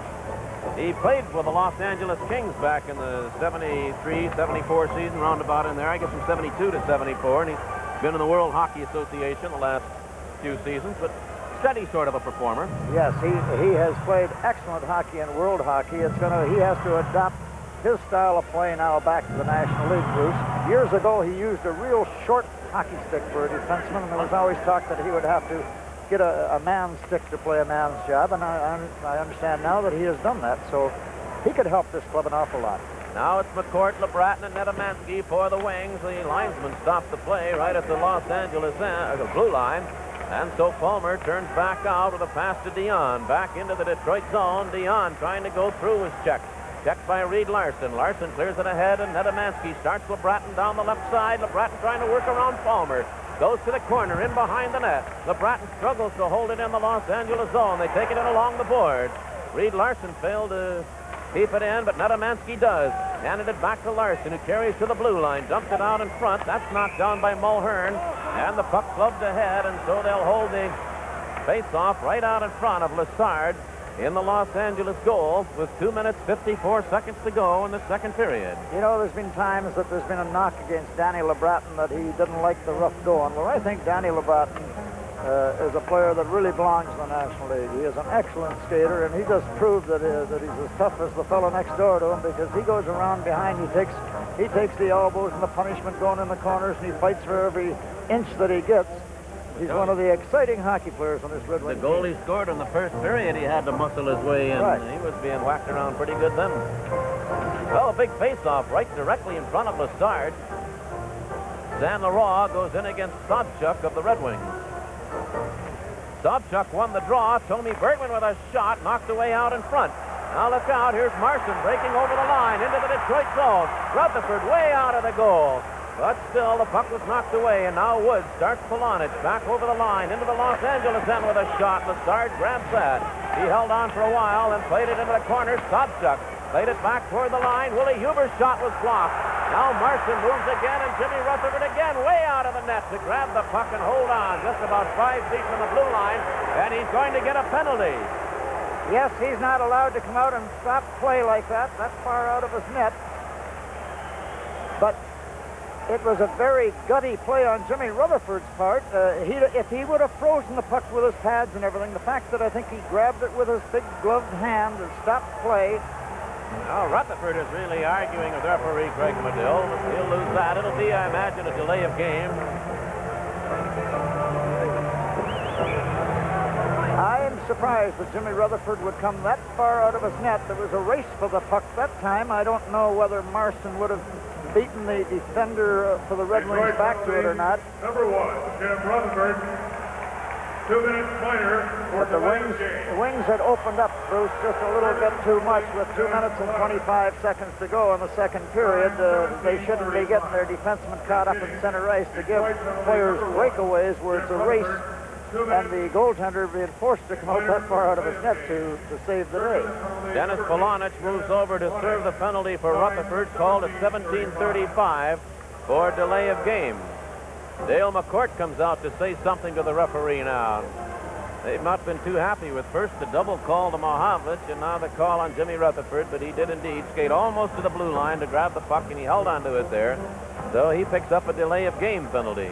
I believe if he had just smothered the puck with his body, I don't think they could call a penalty for that. But the fact that he grabbed it, I could be wrong. I'm going to have to get to the rule book. Now the play is in the Detroit zone. Here's Mike Murphy in the circle with a shot knocked away. It rolled to the corner. Dale McCourt goes in with San Laurent. They jam it in along the boards. Murphy got into it, and then with Paul Woods trying to go after it, he's sent to the ice, and they are down on top of the puck, and the play will stay in the circle to the right of the Detroit net. Charles Contenary wanted to say hello to all the bridge fellas at the Detroit Ambassador Bridge. He was up, and Scott and Al Kramer to people in Southfield. Ken and Barb Wagner want to say that they're back in the Wings all the way. Now the Wings win the draw, and Perry Miller shoots at the length of the ice. Well, there are 4 new teams in the National Hockey League this year, and we're going to be taking a look at all the divisions between the second and third periods of this game. I'd like to have you stay with us. Reed Larson, right at center ice, picked up the loose puck, cleared it back into the Los Angeles end, and a minute and a half remains in Rutherford's penalty time. Now Rob Palmer was slowed up by Dale McCourt. Matter of fact, stopped by him. Woods got into it. They hold the puck in along the boards again. The Kings draw it loose. Coming out with it is Howard. Howard brought it out to center ice to San Laurent. He got it over the line. He's checked there. Dale McCourt fires it back out. Here's Woods going after a loose puck. Taking it in. Fired a shot, and Lessard just got a piece of that and sent it wide. Now coming back is Palmer. Palmer, a left side pass to Glenn Goldup. Goldup carrying into the Detroit zone, trying to go around Reed Larson. Put it out in front, but Miller knocked it away. Here's a shot by Howard, and Rutherford kicked that out. Howard put it right on the stick of Larson, and Larson gave it right back to him. And the pass went astray by the Kings, and so Perry Miller fired it down the ice. And it was just giveaway on the part of both teams for the moment. A minute to go in the period, and a half a minute now remaining in the penalty time. Wings short a man as Butch Goring ahead to Taylor into the Detroit zone. Peter Mahavlich knocked it away. Goring holds it in at the point. His pass, though, broken up by Perry Miller. Miller, as a man open, didn't get it to him. He had Harold Thompson breaking down the ice and just didn't hit him with a pass. So the play stays now on the Los Angeles end as Zimmer heads out. 10 seconds left in the Detroit penalty. Over the line is Taylor, being chased by Barry Long. Taylor tied up by Long. Mahavlich went in after it, didn't control it. Now it's Mulhern. Penalty is over. The Red Wing player Polonich is out. There's a shot knocked away by Rutherford. Kicked into the goal, but it'll be waved off. No goal, says referee Medill. I think he was standing right in the crease with Jimmy Rutherford and was knocked down into the crease. There was two players standing right in the crease with him, and finally they put the puck in the net. But Medill had blown the whistle, I'm sure, before the puck went in the net. He made a quick movement to show no goal. The puck was in behind Rutherford, but in that scramble, I think it was perhaps kicked in, or they had the man in the goal crease. Man was right there in the crease, I guess. I think he had stopped the play. Whistle had gone before the play was put in the net. Well, let's pause briefly for this message. Fred, the Unknown Comic joins Make Me Laugh tomorrow at 11 p.m. on TV 50. Both teams at full strength. 20 seconds to go in the period. Game tied 2-2. There's a shot from the blue line, deflected right on the net. Rutherford knocks it away. Tommy Bergman picks it up, scoops it out center ice. 10 seconds to go in the period. Marson played it back into his own zone, and Barry Gibbs cleared it ahead center ice. Rather, Tommy Bergman intercepted there, handed it off to Errol Thompson. Thompson just circles around in the center ice zone as the buzzer goes to end. A good second period of action. And so here's the second period scoring summary brought to you by Magnavox and Predator Appliance Stores. With the first period ending, the game tied at 1-1, and a goal by Charlie Simmer, another by Detroit's Danny LeBratton.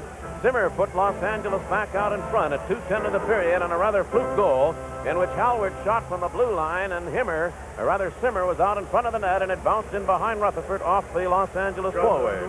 Then at 5:31 of the period, Errol Thompson, taking a pretty pass, skated over the line, broke in on top of Mario Lassard, beat him cleanly, and it was Thompson from Foligno and Huber at 5:31 to tie the game at 2-2, and that's the story at the end of the second period. And we'll be back to the Forum here in Inglewood, California in just a moment. We have seen the Detroit Red Wings, the 1979-80 edition, for 40 minutes thus. A taste of wine, women, and suspense. Tender. Then we realized he couldn't put...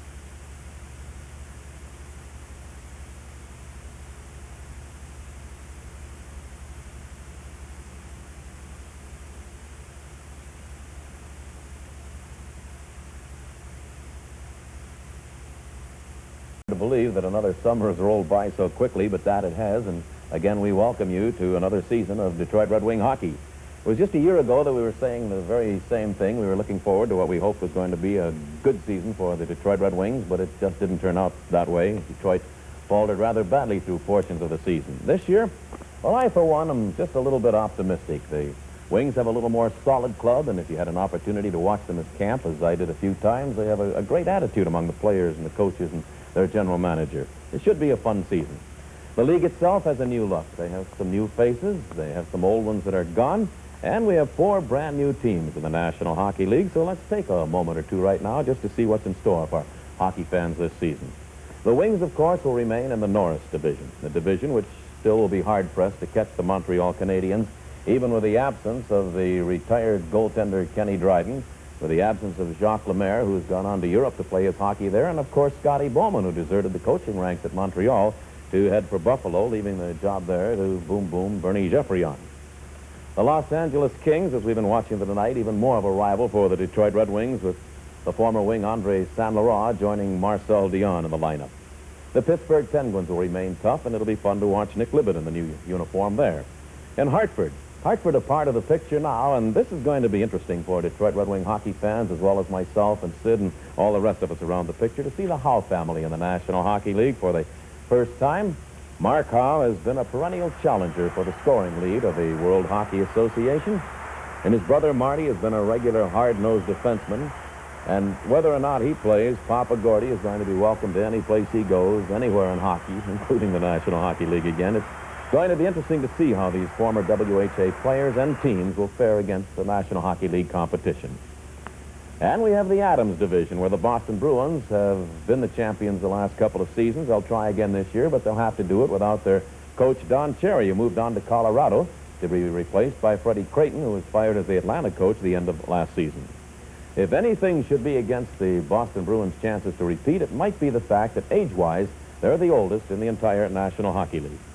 Buffalo is going to be interesting this season, of course, with a new leadership under the former Montreal coach, as we mentioned, Scotty Bowman. The Minnesota North Stars had the most improved record in the National Hockey League last season, and over the summer they didn't do anything to hurt themselves, so they could be tough. Punch Imlach is the new general manager, and Floyd Smith, the new coach with the Toronto Maple Leafs, so it's another whole new regime there. And if Mike Palmatier keeps playing goal as well as he did a season ago, well, then the Leafs are going to stay tough. And another new club to the National Hockey League, we talked about the Quebec Nordiques.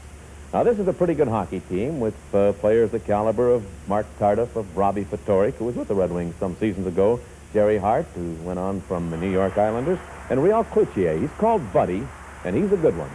This fellow Cloutier led the World Hockey Association in scoring last year with a total of 129 points, 75 goals, 54 assists, and that's a pretty good record in anybody's league. You put him on the same team with Fatorik, and you have the league's 2 top scorers from a season ago. So we have the Norris and the Adams division for this season. We still have another 11 teams to take a look at, and we'll be doing that in just a moment. And so we have 21 teams in the National Hockey League this season. Every team to play every other one 4 times, twice at home and twice away. And when the regular season is all over, 16 of the 21 teams are going to make the playoffs. Only 5 will be eliminated, those 5 with the least number of points at the end of the regular season. So there'll be some narrowing down before the Stanley Cup playoffs really get underway. Let's go back to the divisions. Talk about the Patrick. This is the only division without a new team this year. The Philadelphia Flyers, they may not be the power of old, but they still have a fellow named Bobby Clark, and he's proven to be one of the great leaders in the game of hockey today. The New York Islanders, you still have to consider them tough for the likes of Brian Trottier, of Mike Bossy, Clark Gillies. A lot of folks say they may be the new champions. And the Rangers, under Fred Sherrill, they could be even better than the team that gave the Montreal Canadiens so much trouble in the playoffs last season. The Atlanta Flames, they have a new coach in Al McNeil, and they remain one of the more physical teams in the National Hockey League today. And the Washington Capitals, who have moved from the Norris division to the much tougher Patrick division, the Caps will have trouble moving up in this division against the likes of the Islanders, the Rangers, the Flyers, and the Flames, but they could well make the playoffs. Then we have the Smythe division, where maybe Washington should have gone. This is the weakest of the 4 divisions. Teams like Vancouver, the Canucks may be some improved, but they're not likely to beat out the Chicago Blackhawks. The Hawks with a new coach in Eddie Johnston, they should win their division very easily. The St. Louis Blues, they had their problems last season, and if Gary Unger leaves them, they may have a way to go yet to improve themselves to becoming a contender of any sort. Maybe one of the most interesting franchises, I guess the most interesting in the National Hockey League this season to me, is going to be the Colorado Rockies. They've had problems at the gate. They threatened to leave Denver to go to the east, the New York area. But when they hired Don Cherry as their new coach in the offseason, ticket sales went up immediately, and so have the hopes of the Rockies. They've had a young defenseman added to their roster, too, in the draft. His name is Rob Ramage, and he's supposed to be a great one. He was the #1 pick in the draft this year. And we have 2 new teams, Edmonton and Winnipeg. Edmonton was the best team in the World Hockey Association last year. Their #1 hero is an 18-year-old youngster. His name is Wayne Gretzky. This kid last year finished 3rd in overall scoring of the entire World Hockey Association with 46 goals and 64 assists. He's a youngster with a great deal of poise, and as an underage draft, he proved himself in the World Hockey Association. It's going to be interesting to see how he handles himself in the National Hockey League. He's a pretty good example of a very young Edmonton team. And the other WHA entry, also in the Smythe division, the Winnipeg Jets. A new coach, Tom McVie. He is not a stranger to the National Hockey League. He coached a while for Washington. Winnipeg will not be a pushover, and one of the reasons is a fellow named Morris Lukowicz. Here's a young guy who scored 65 goals and added 34 assists last year for the Jets. That was 6th best in the entire World Hockey Association. Lukowicz, along with Peter Marsh, Peter Sullivan, Willie Lindstrom, will be the scoring threats for this club. They'll be joining what looks to be a pretty physical bunch put together by General Manager John Ferguson. And so we will be looking this season at 21 teams. There will be surprises, there will be good moments, there will be disappointments for some of them along the way. It's going to be an interesting season. I know it's going to be an exciting one, and I hope that you'll plan to be with us just as often as you possibly can.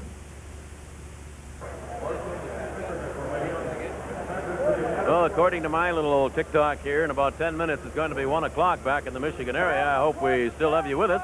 And we've watched 40 minutes of a pretty good hockey game, considering it's the first 40 minutes that either of these 2 teams have played in the regular season this year. And Sid, it has not been what I could call a real physical sort of a game. Well, there have been spots, Bruce, where they've run one another into the boards.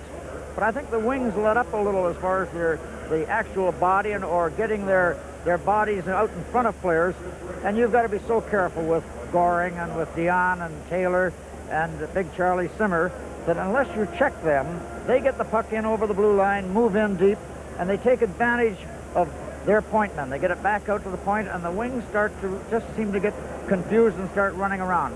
But for 40 minutes, I think the Wings have played an excellent hockey game. This is a building, Bruce, that they haven't played well in the last few years. So let's just hope they can put something together now for 20 minutes and come out with a tie or a win.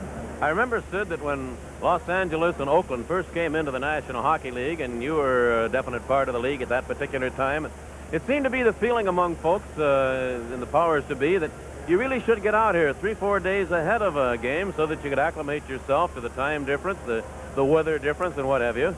That philosophy has changed considerably. The Red Wings came in last night, didn't leave Detroit until 5:30 in the afternoon, so really I know that I went to bed last night about 9 o'clock Los Angeles time, which is midnight back in Detroit. And then wake up at 4 o'clock in the morning, which is generally 7, so it's kind of tough.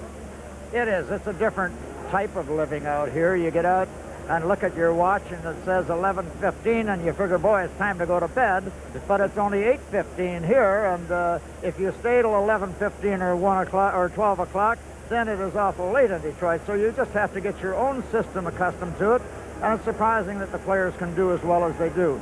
This morning I come over with the team when they had their skate, Bruce, and boy, I never saw the Wings skate better, and I was hoping that they didn't leave it on the ice at noon, that they would save it for tonight. But it appears, though, we're going to have a real good third period and hopefully a good outcome here. Well, it's a 2-2 tie at the end of 2 periods, and we're going to be back with the third period action in just a moment.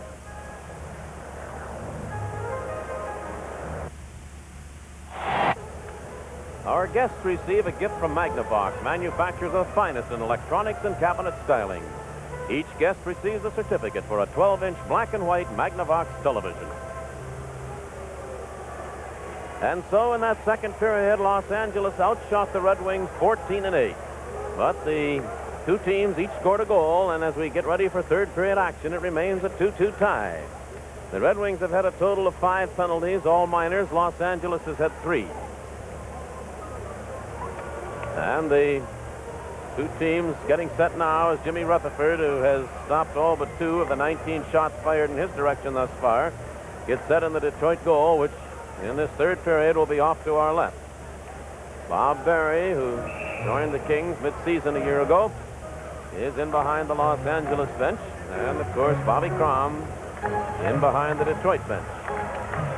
When the third period gets underway, both teams are going to be at full strength. Bruce, I thought I'd just run through a few more people that stopped by to say hello. Gary Fleming from Jackson, Joe Berg of Livonia, Keith and Phil Castrovo from want to say hello. Linda and Hank Marcus stopped by the hotel and said to say hello to all the people back. Hi to his family and friends in Detroit from Lloyd Hevelhorst from Seal Beach, California. Red Wings will start the third period with Peter Mahavlich at center ice.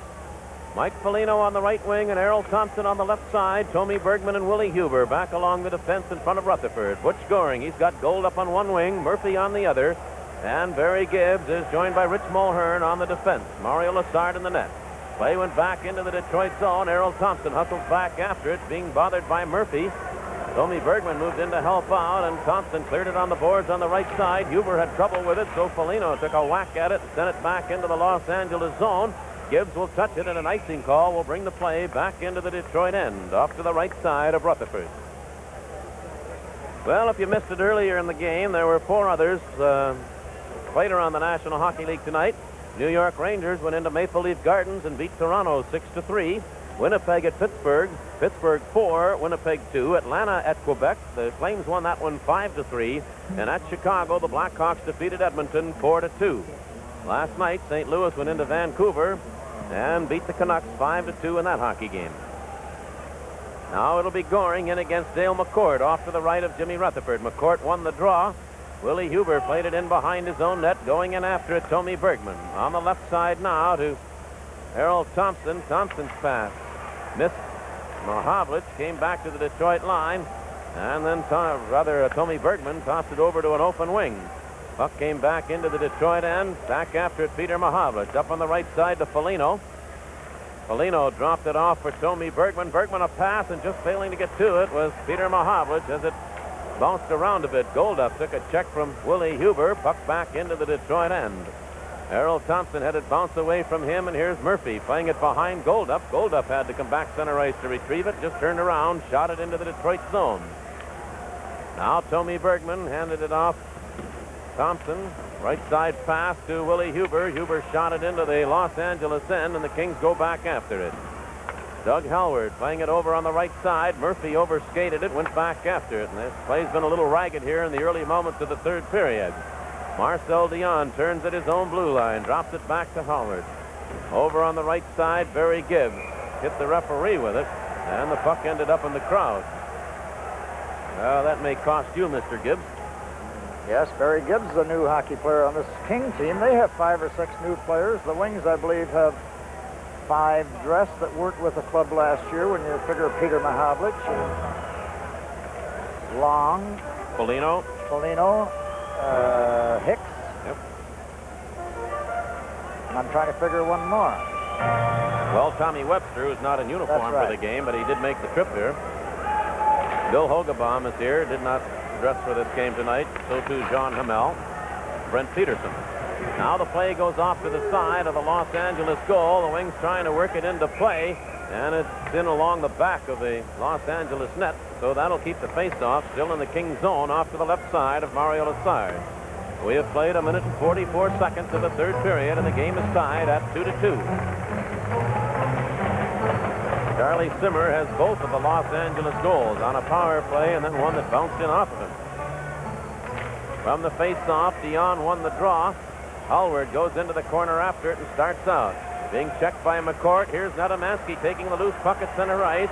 And he was stopped immediately by Dion. The puck slid into the corner. LeBratton made the check on the play. It's centered by Nedomansky, but cleared away by Hallward of Los Angeles.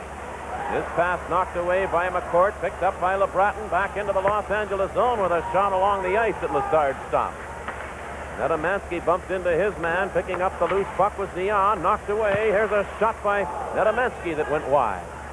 As the Wings were forechecking, and now Rob Palmer starts out, dropping it off for defenseman Hallward, Doug Hallward, clearing it into the Detroit zone, going into the corner after it, Dion. He and LeBratton. Puck came out in front, taken there by Nedomansky, shoveled it ahead to McCourt. On the right side, Reed Larson. Larson's over the line, trying to go through, but knocked off balance by Rich Mulhern. And the puck fired out center ice. Good quick pass by Dion. Over the line, Taylor out in front. Taylor with a shot.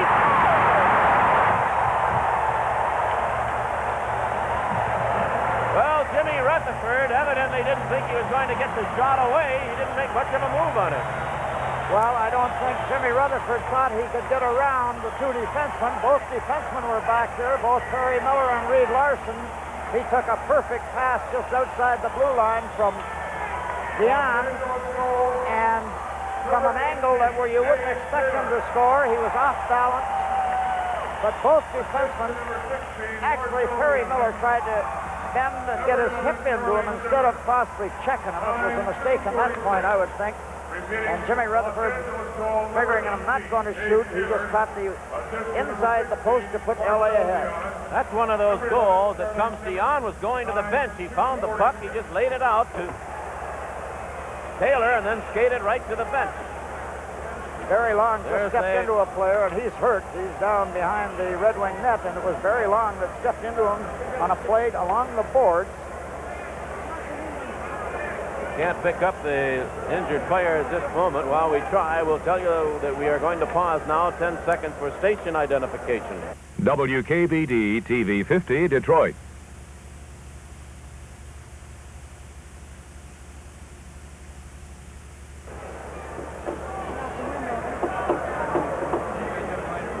The injured player still being tended to in behind the Detroit goal.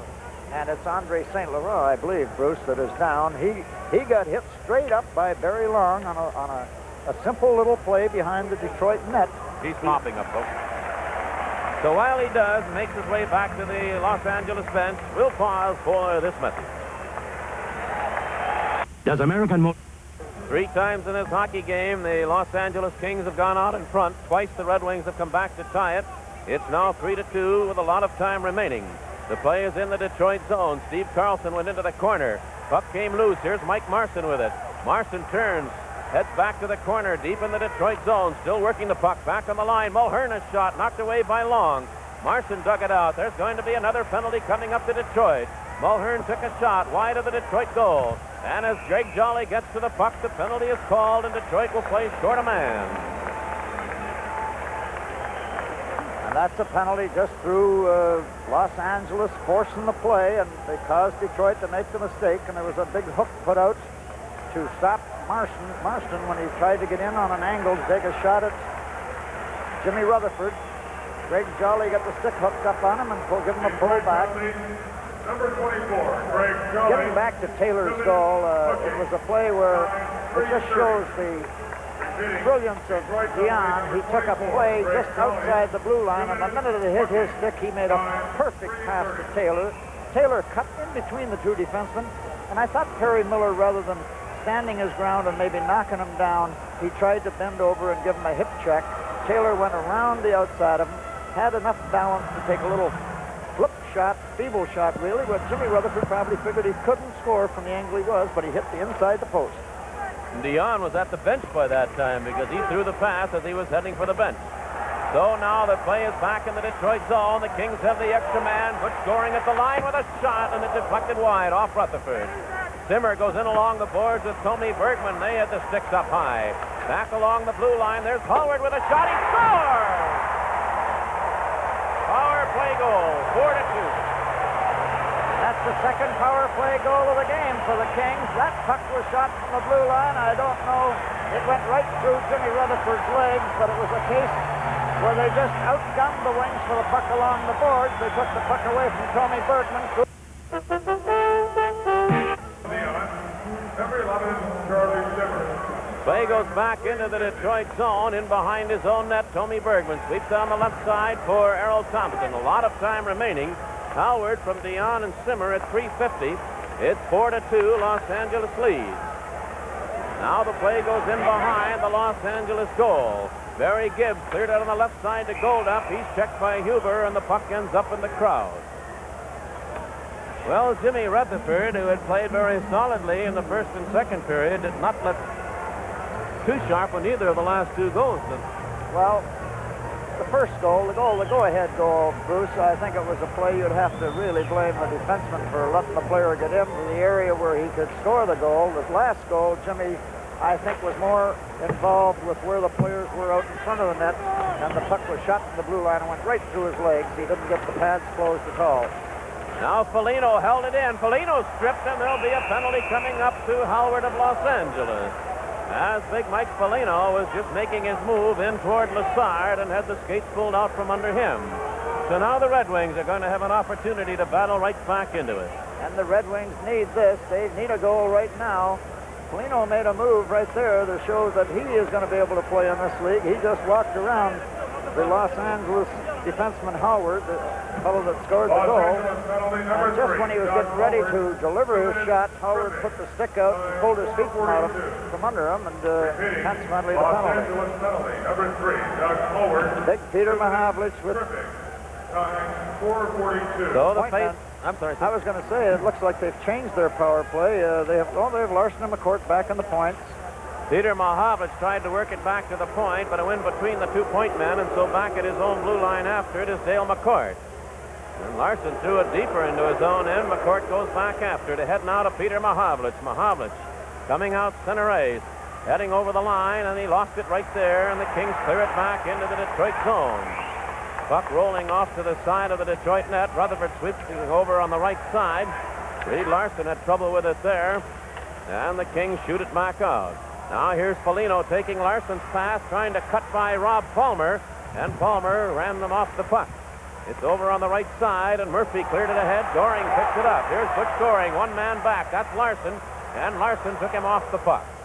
Coming back now, it's Dale McCourt. He's got Foligno and Harold Thompson, the puck went into the Los Angeles zone. Going in after it is Palmer. They go deep into the corner. Foligno gave his man a bump. They hold it to the boards. Face-off stays to the left of the Los Angeles goal with 1 minute and 2 seconds left in the Kings penalty. And this is the opportunity now for the Wings. The face-off being deep in LA's zone. They have a chance now to get their point men set at the blue line. LA, even when they're short-handed, they're forechecking. They're breaking the Wings plays up, way up in center ice. They're not giving Detroit a chance to get into their zone and get established where they can get in, make their moves, get the puck back out to the point men and see if they can get the extra man free out in front of the net and see if they can score that way. So it'll be Dale McCourt with Nedemansky and LeBratton up front for the Wings. Reed Larson and Peter Mahovich now back at the left point. While McCourt takes the face-off, then Mahovich will more than likely move up. McCourt will come back to the point. McCourt in against Dion. The puck went to the far side and kept in at the blue line by Peter Mahovich. He sent it off the circle to Danny LeBratton over on the right side to Nedemansky. Nedemansky turns it toward the corner. Back on the line to Peter Mahovlich. Faked the shot, made his move, and he was dumped to the ice. And the puck came back out center ice. Larson back after it. Now Larson, a right side pass, broken up by Rich Mulhern. And the Wings having trouble getting much going with a half a minute left in the penalty. Here's Danny LeBratton down the left side, and he went in ahead of the puck as it bounced off his stick. And that's offside. 29 seconds remaining in the penalty time to Los Angeles' Doug Hallward. And there's still plenty of time to score a goal.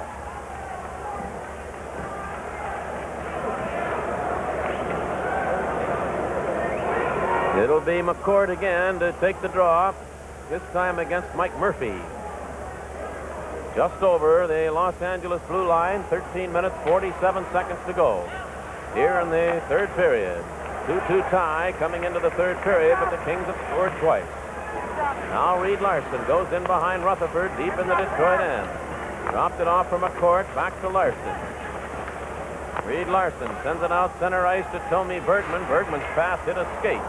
It bounced into the Los Angeles end, but the Kings wrap it back into the Detroit zone. Larson comes back after it. Now Larson pulled away from Murphy. He sends McCourt out. LeBratton on the left side. McCourt over the line. Dale McCourt, he was stopped right there by Palmer, and Rob Palmer fires it back down the ice. It rolls, and the man is back on, so there will be an icing call as Larson is back to touch it. It's 4-2 Los Angeles. We'll be back in just a moment. Red Wings have Dennis Sobchuk out now to center a line with Paul Woods on one wing and Dennis Polonich on the other side. The puck came out to center ice, stopped there by Tommy Bergman. He hands it off to Willie Huber. It's sent back into the Los Angeles zone. Randy Holt cleared it, not out, kept in at the line. A slip shot by Tommy Bergman knocked away out in front of the goal, came back toward the line. Polonich held it in, slid it into the corner, and Holt goes in after it for the Kings and shoots it down the ice. They waved off the icing. The Wings could have played it, according to the linesman, so Huber has to hustle back after it. His pass coming out to Dennis Polonich over on the left side to Paul Woods. He's still deep in the Detroit end, hands it off now, and here's Willie Huber coming out. Now Huber carries over the line, and that's as far as he got. He was stopped right there, and it's Randy Holt digging it in behind his own net. Puck came out towards center ice, picking it up, Steve Carlson. Here's Marson cutting in. Marson with a shot. He fired that wide. Puck off the glass, ended up in the crowd, and so the face-off comes out over the Detroit blue line. And this is the only line that Detroit has had out all night long that have been really trying to force the play. Paul Woods and Polonich, they appear as though they're throwing the puck in, moving in deep, trying to cause L.A. problems. You've got to give Los Angeles credit. Goring and Simmer and Dion and those fellas, they move the puck into the Detroit zone. They're moving in deep, and they're causing the Wings problems in behind their blue line. And Butch Goring is a chaser. He goes after you all the time. He's out there now with Goldup and Murphy. Puck bounced out to center ice. Hallward shot it right back into the Detroit end. Larson has it there. Now Larson being chased by Goring, hands it off to Barry Long. New Red Wing defenseman stopped at center ice by Mike Murphy, who just shoots it back into the Detroit end, and Larson heads back after it. Now Reed Larson. Over on the right side to Foligno. Big Mike Foligno carried over the line, trying to work around Halyard. Puck went loose toward the corner and is fired all the way down the... Oh, it wasn't fired down the ice. It was stopped by the linesman. And here comes Los Angeles. Goldup with a shot, and he fired it wide. Back on the right point, Rob Palmer holds it in, cleared it in behind the net, and Goldup of Los Angeles digs it out there. Being chased by Barry Long. It came back to the right point for Rob Palmer. He let a shot go, and that went wide. Rebound came all the way out to the blue line, but it's held in there. They shoot it into the corner. Here's Goldup digging it away. Back on the point, Halyard played it into the corner. It goes to the opposite side. Rob Palmer shooting it in behind the Detroit goal. Dug out of a corner again by Goldup. Put it right out in front, and that was knocked away. Still the Kings with the pressure on. It's cleared to corner once more. A centering pass, and it went through everybody, and Errol Thompson takes it off the board. Now Foligno takes Thompson's pass into the Los Angeles zone. Digging in was Reed Larson. Larson got the puck loose. It's handed off. And Foligno's shot was blocked before it got through. Now Barry Long dumped the long shot that went high and wide of the Los Angeles goal. And the puck slides back into the Detroit end. There'll be an icing call as Reed Larson is back to touch it. So the game 4-2 Los Angeles. 10.5 minutes to go in the third period. We'll be back in a moment. Trying to get something going. They move out now with Danny Bolduc, who'll be on the right side of a line with Paul Woods. Glenn Hicks.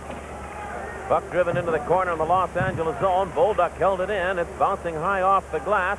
Paul Woods battled to hold it in. It was stopped at the line. Tommy Bergman's shot a weak one knocked away. And Mulhern cleared it out center ice. Picking it up was Steve Carlson. He shot it deep into the Detroit zone. Rutherford came out of the net to clear it along the boards. It goes still deep in the Detroit zone. Paul Woods trying to work it out. Came right out in front. And he was hooked, and there'll be a penalty coming up to the Los Angeles Kings player, Hopkins, who made a little wave at the referee, Greg Medill. And Danny Bolduc skates over, I am sure to say. Now does he get 4 minutes like Peter Mahovlich did? Yes, and he should get 4 minutes. Here's a rookie coming in the league. He just more or less waved at the referee as though, well, you made a mistake calling a penalty on me. And that's the time to let them know if you're going to be the boss. And he did get 4 minutes. Very good. That's the way it should be called. And this is a golden opportunity for the Wings, but they're going to have to combat the fact that the Kings, well, they're killing the penalty. They do such tremendous forechecking. They break the Wings up before they can get up through center ice. It's always because of Goring when he's on the ice and Dion when they switch around, and they just seem to put so much pressure. This time it'll be Taylor and St. Laurent, I guess, is going to come out with Taylor and see if, or Carlson, I should say. Well, if the Red Wings could score in the first 2 minutes of his penalty time, they would then have another 2 minutes. That's because right. they're a double minor penalty. 2 minutes for hooking and then 2 for unsportsmanlike conduct to the rookie. Hopkins, Dean Hopkins. So Detroit with a man advantage. Now it's Reed Larson at center ice, but he lost the puck to Carlson, who shoots it back into the Detroit end. Back after it, Dale McCourt. The Wings trail by 2. They have a good possibility here as McCourt starts out and the crowd gets on him. Here's Dale McCourt coming out center ice. The left side pass. Peter Mahovlich couldn't reach it. Kept in at the line by McCourt, but taken away. And the Kings will fire it down the ice, and the Wings have not had the play really inside the Los Angeles end yet. Reed Larson tied up deep in the Detroit zone. The Kings players down on top of the puck. They'll bring the play outside the Detroit blue line with 3:22 to go in the double minor to Hopkins of Los Angeles. They're being out-hustled right now by Los Angeles. Young Steve Carlson, a player, I think, that belonged to the Wings that jumped to World Hockey last year. He's of that Johnstown Jet fame where they used a bunch of the players for the movie Slapshot. He winds up out here in L.A., and all he's doing pretty well is killing penalties, but he's hustling and working. The Wings are not getting untracked at all. The last power play, I don't think they had a shot on net. Now it's Dale McCourt moving himself out to center ice, dropping it off for Tommy Bergman. And Peter Mahovlich had to turn around to pick it up. It's cleared along the Los Angeles blue line. They have a jam up of players there. Play is stopped and the face-off stays. So the Wings gained about 15 yards. I guess that's about all you could say for them. This, I thought, would be probably one of the highlights of their season, Bruce. They appeared when we saw them in training camp that they may have a terrific power play. They've had several opportunities tonight, but they haven't been dangerous at all. Well, they've got Tommy Bergman out there now, where Ray Larson has been occupying the spot. Puck bounces all the way back out center ice. Detroit has made a threat the first minute and 8 seconds of the penalty. Now here's a long pass on the right side. Nedemansky takes it over the line, took his shot, and that's deflected off Howard up into the crowd. He didn't get a whole lot on that, so the face-off will stay in the circle off to the left side of the Los Angeles goal. And the Wings make a player change now. Errol Thompson comes out with Sobchuk and Foligno. McCourt, and now Nedemansky will come back to play the left point. And, well, if you just note, Bruce, Nedemansky, whether they're checking him awful close or not tonight, Nedemansky hasn't looked like the Nedemansky that we know. He hasn't been instrumental in this game at all. So he moved over to the right point now. McCourt on the left side. Here's Foligno going into the corner. Foligno moving out in front, centered it. And it went through everybody along the boards, and Mike Murphy picked it up, out-hustled the Wings to it, and cleared it down the ice. 2.5 minutes to go in the penalty time to Hopkins of Los Angeles. And the play broken up by Goring. The puck bouncing loose center ice, and Rich Mulhern just shoots it back in, and Detroit has not threatened. Now again, it's Foligno. Foligno, a right side pass to Dennis Sobchuk. Sobchuk played it to the left side and moving in just ahead of the pass, and offside was Errol Thompson, or he'd have been in cold. 8 seconds remaining in the first of the two penalties. Here's Reed Larson coming out now to play the point position. They just haven't been able to get things organized coming up through center ice. The only chance they had to score was a play that went across through the goal mouth that Foligno made a play, and no one was there to knock it home. The rookie Hopkins with still 2:05 to serve, and again the Kings win the draw and shoot it deep into the Detroit zone. Along the boards on the right side now is Reed Larson, his rink-wide pass. Errol Thompson had to go back after that. He dishes it back to Larson. Ahead to Sobchuk. Sobchuk moves out center ice. Dennis Sobchuk over the line. Pulls up along the board. Played it back to the point. Into the corner now. It goes to Foligno. Foligno put it out in front to Sobchuk. To Errol Thompson. He scores! Power play goal. Finished off by Thompson. And now the Wings are back in it. It is 4-3. This is going to make an interesting 7 minutes and 42 seconds now, because that puck, they threw it around 2 or 3 times when they got in. It come across through the goal mouth, and Errol Thompson was right there on the spot to score his second goal of the night. Foligno had a chance first, but Errol Thompson beat Lassard. Lassard flat on his back. Foligno will draw one of the assists. It wasn't by any means a smooth passing play, but they did get it out in front of the net, and Thompson whacked it home. Well, as Lassard was going down, I think he may have gotten a piece of it. Detroit goal, a power play goal to number 12. Errol Thompson's second goal of the evening. Assist to number 17, Mike Foligno. Number 20, Václav Nedemansky, along with Foligno, draws an assist on the goal. So now it is 4-3, and the Wings battling their way back in. Here's Willie Huber, a quick pass ahead, moving in. Glenn Hicks, he took the shot, and Lassard came out and grabbed the puck. Well, Hicks really didn't have full control of it. It was bouncing off his stick as he was trying to cut in, and Lassard made a good move on him. He come awful close to tying it up. They left the center ice zone was open again, and Hicks just jumped in between both defensemen. While he couldn't get it over onto his forehand, he had the defenseman beat, and while trying to get control of the puck, Lassard smothered it. Paul Woods now is centering Bolduc and Hicks. There's some speed on this line. All 3 of these players can really tramp, so they'll probably try to forecheck if the defenseman can stay inside the blue line. Marson moved in too quickly, so they stopped the face-off before it ever got underway. Woods in against Steve Carlson. Carlson won the draw, goes into the corner. Mulhern's pass was knocked away by Bolduc, but picked up by the Kings, who clear it back down the ice. In behind his own goal now, the Wings. Hicks trying to move out, coming down the right side on the wrong wing. Ahead it comes to Paul Woods. Woods shooting it along the boards. In behind the Los Angeles goal, Barry Gibbs went in after it. Bolduc knocked down his clearing pass. Paul Woods went to the ice along with the Los Angeles player. They're on top of the puck. The face-off stays in the circle off to the right of the Detroit goal. We have 6 minutes, 53 seconds to go. The Kings lead it 4-3.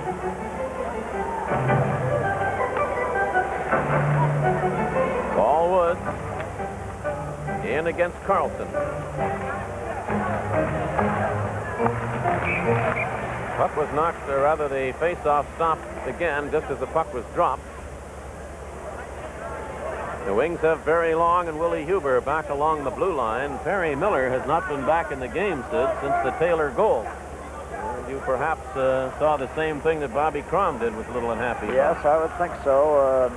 I don't know if there's a player that works harder than Perry Miller, but he did make a mistake on that goal. Going down the ice, Mike Marson fell down, slid across the blue line before the puck carrier, so that's offside. So while they straighten things out, it's 4-3 Los Angeles, and we're back in just a moment. While we're away, Errol Thompson skated over to the scorer's bench, then talked to the referee, so there may be a change in that goal. Thompson from Polino and Netamansky, as it was announced. At any rate, it's still 4-3. There's a shot from center ice that hit the line, or rather the referee. Puck came right out in front of the Detroit goal, swept over to Polino. Now Mike Polino bringing it out to center ice. Kid's got good moves. Polino around Mike Murphy, still going with it. Here's Polino. He played it ahead to Peter Mahavlich. But Mahavlich in too close to the pass, and it's dumped out to center ice. Now Tommy Bergman shot it back in, and Howard, who's played a strong game defensively for Los Angeles, stopped that. Wings shoot it back in again. Going in after it now is Rob Palmer. Palmer played it right out in front of his goal to Howard, over on the left wing to Glenn Goldup. Now Polino went in, knocked him off stride. Palmer covers up in behind his own net. Cleared it on the left wing to Glenn Goldup, who just scoops it back into the Detroit end. A rolling puck and going after it. The Red Wings, Reed Larson. Larson circling in behind Rutherford. He fanned on a pass, picked it up himself. Now carried it out to center ice, hands it off to Thompson over on the right side. And that was broken up right at the Los Angeles blue line. Here's Simmer bouncing it into the Detroit zone, digging in after it. Taylor got Dion out in front of the goal, but Tony Bergman knocked the Los Angeles player Taylor to the ice, fell on top of him. Play stopped, and the face-off stays to the left of the Detroit goal. Number 14, Dennis Sobchak, and Lua, number 20. It'll be Sobchak who gets the assist rather than Netamansky. So Thompson from Polino and Sobchak at 12-18. And the Wings are going to have to put pressure on now with 5 minutes and 33 seconds to go.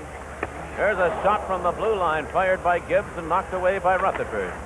Now Netamansky played it toward the corner. Willie Huber dumped it into the opposite corner for Barry Long. He fanned on a pass, and the Kings are dangerous again. Here taking it into the corner, Taylor back on the line. It comes, and Mulhern with a shot that deflected wide. Puck stays still deep in the Detroit zone. Going in behind the goal was Marcel Dion off to Taylor. Taylor dumped it in the corner to Dion again. They're still deep in the Red Wing zone. Puck knocked away by Danny LeBratton, but not out. Taylor held it in. Now Taylor being checked by McCourt. Swings it in behind the Detroit net to Charlie Simmer. Back it goes now to Taylor. Taylor failed to hold it, though, and here's Netamansky moving out, one-on-one with Mulhern over the line. He took the shot, and Lassard stopped that. He fired it from a long ways out. And the Kings just clear it back to center ice. Netamansky elected to take the long shot. Here he's winding up again.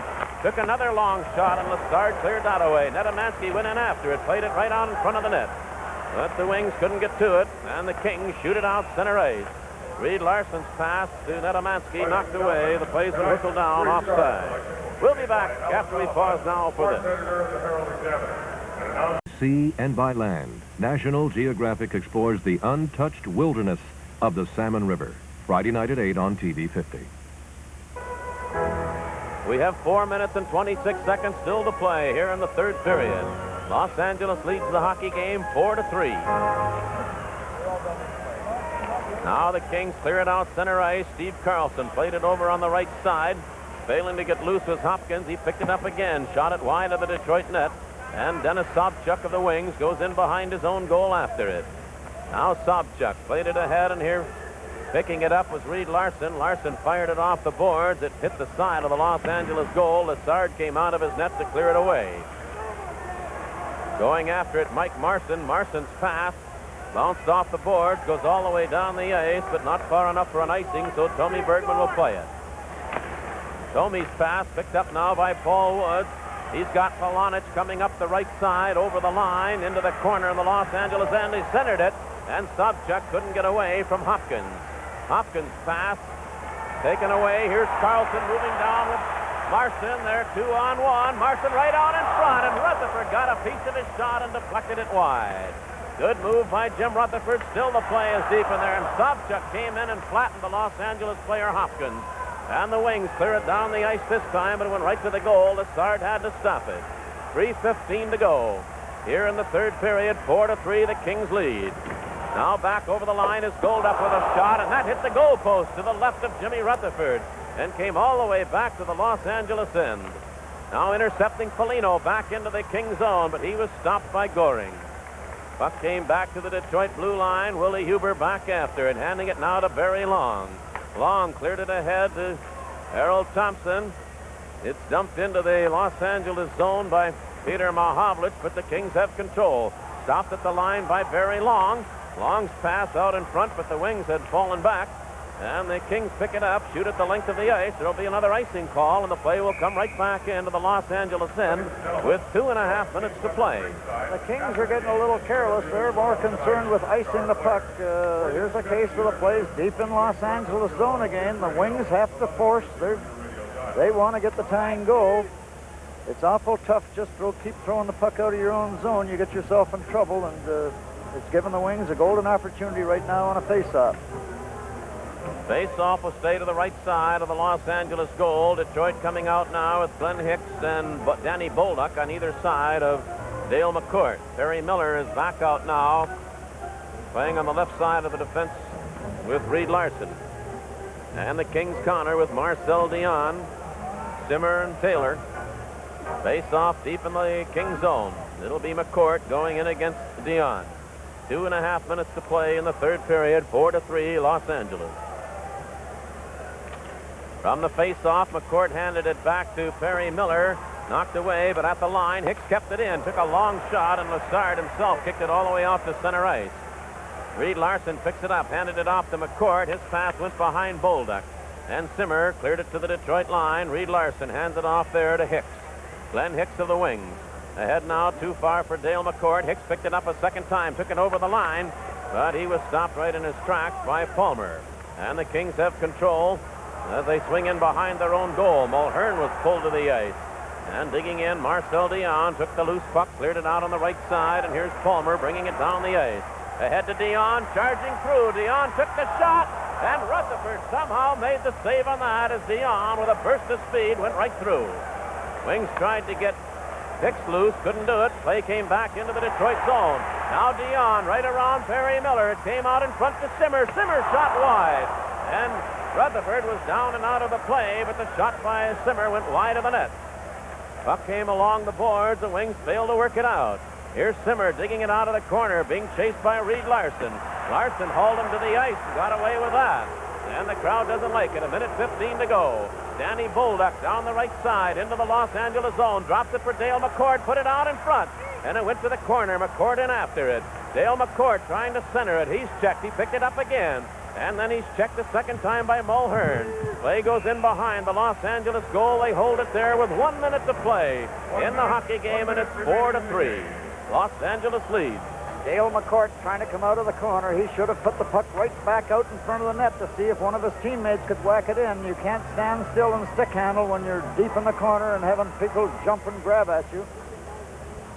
We'll keep an eye, of course, on Jimmy Rutherford now, who is more than likely about to vacate the Detroit net if the Wings can gain possession. That was some kind of a save that Rutherford made on Dion. It was some kind of a play for Dion to break in between the two defensemen, and Jimmy Rutherford he come up with the real marbles to keep this game at 4-3. They're going to take him off. Oh, they've called for time. Timeout. Very good to give them a rest. Well, we'll tell you again that it'll be Friday night action from Vancouver with 10:55 our broadcast time on radio, and Saturday at Edmonton 9:25, and a week from tonight we'll be in Winnipeg at 8:55 broadcast time there, and the Red Wings open their home season a week from Saturday, October 20th, against the Philadelphia Flyers at Olympia Stadium. 1 minute exactly to play in the hockey game. And for an opening game, Bruce, this has been a very exciting hockey game. The Kings have dominated at times because of their forechecking, and they've made the Wings make mistakes in behind their blue line. But then there have been times when the Kings have been careless and the Wings have carried the play and have come close to scoring goals. So Jimmy Rutherford has gone to the Detroit bench. The Wings have 6 attackers up. Our next telecast comes up the 27th, a Saturday night from Montreal, the 27th of October.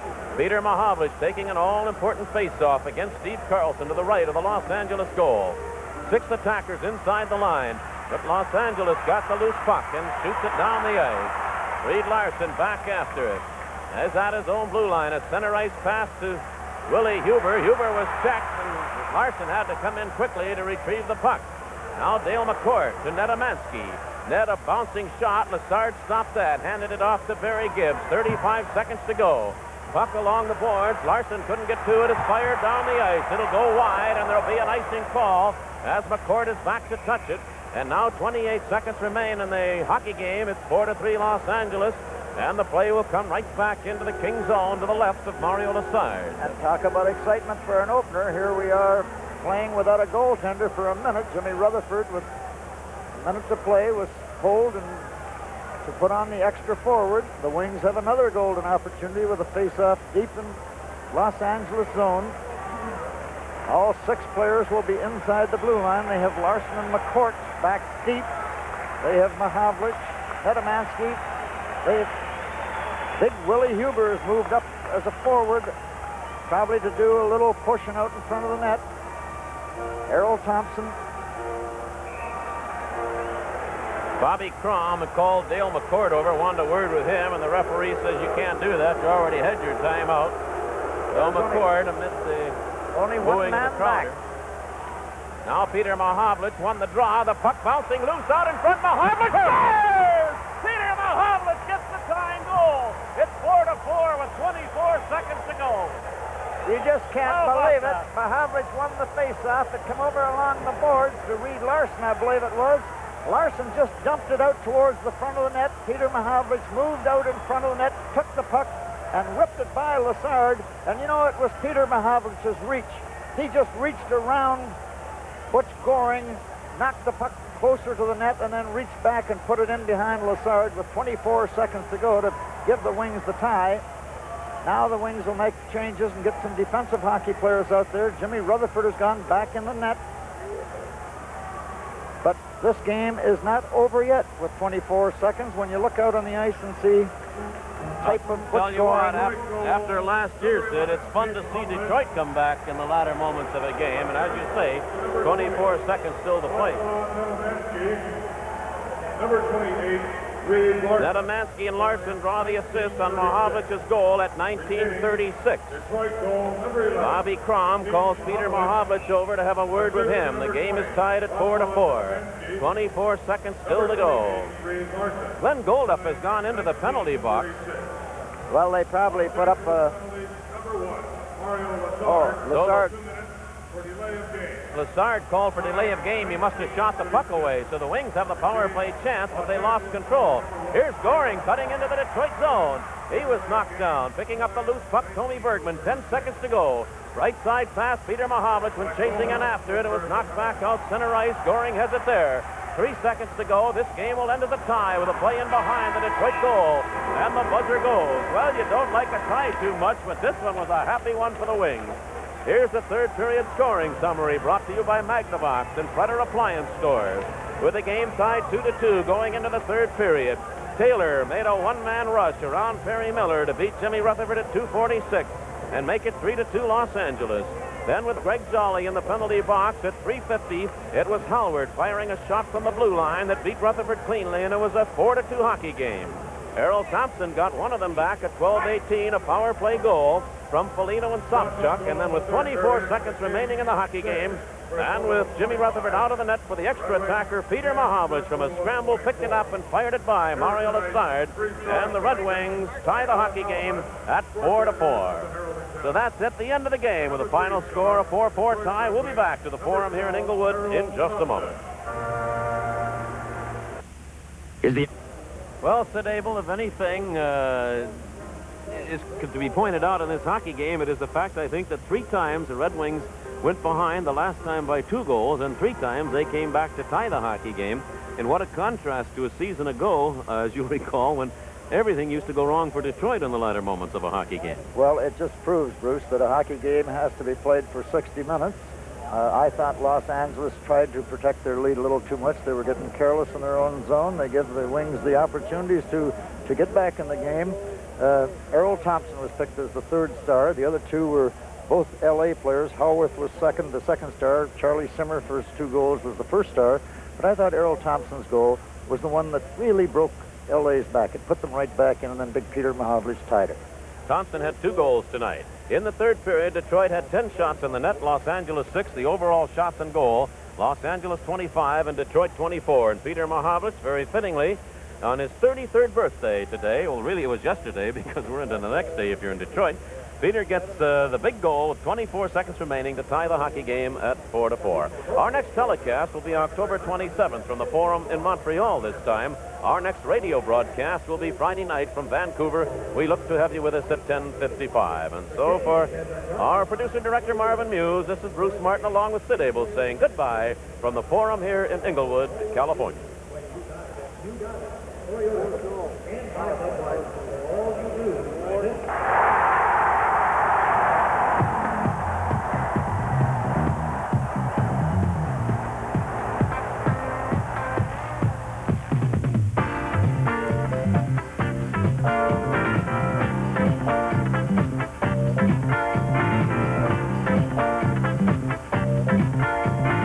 Detroit Red Wing Hockey is brought to you by AMC, your Metro Detroit AMC Jeep dealer featuring the American Eagle.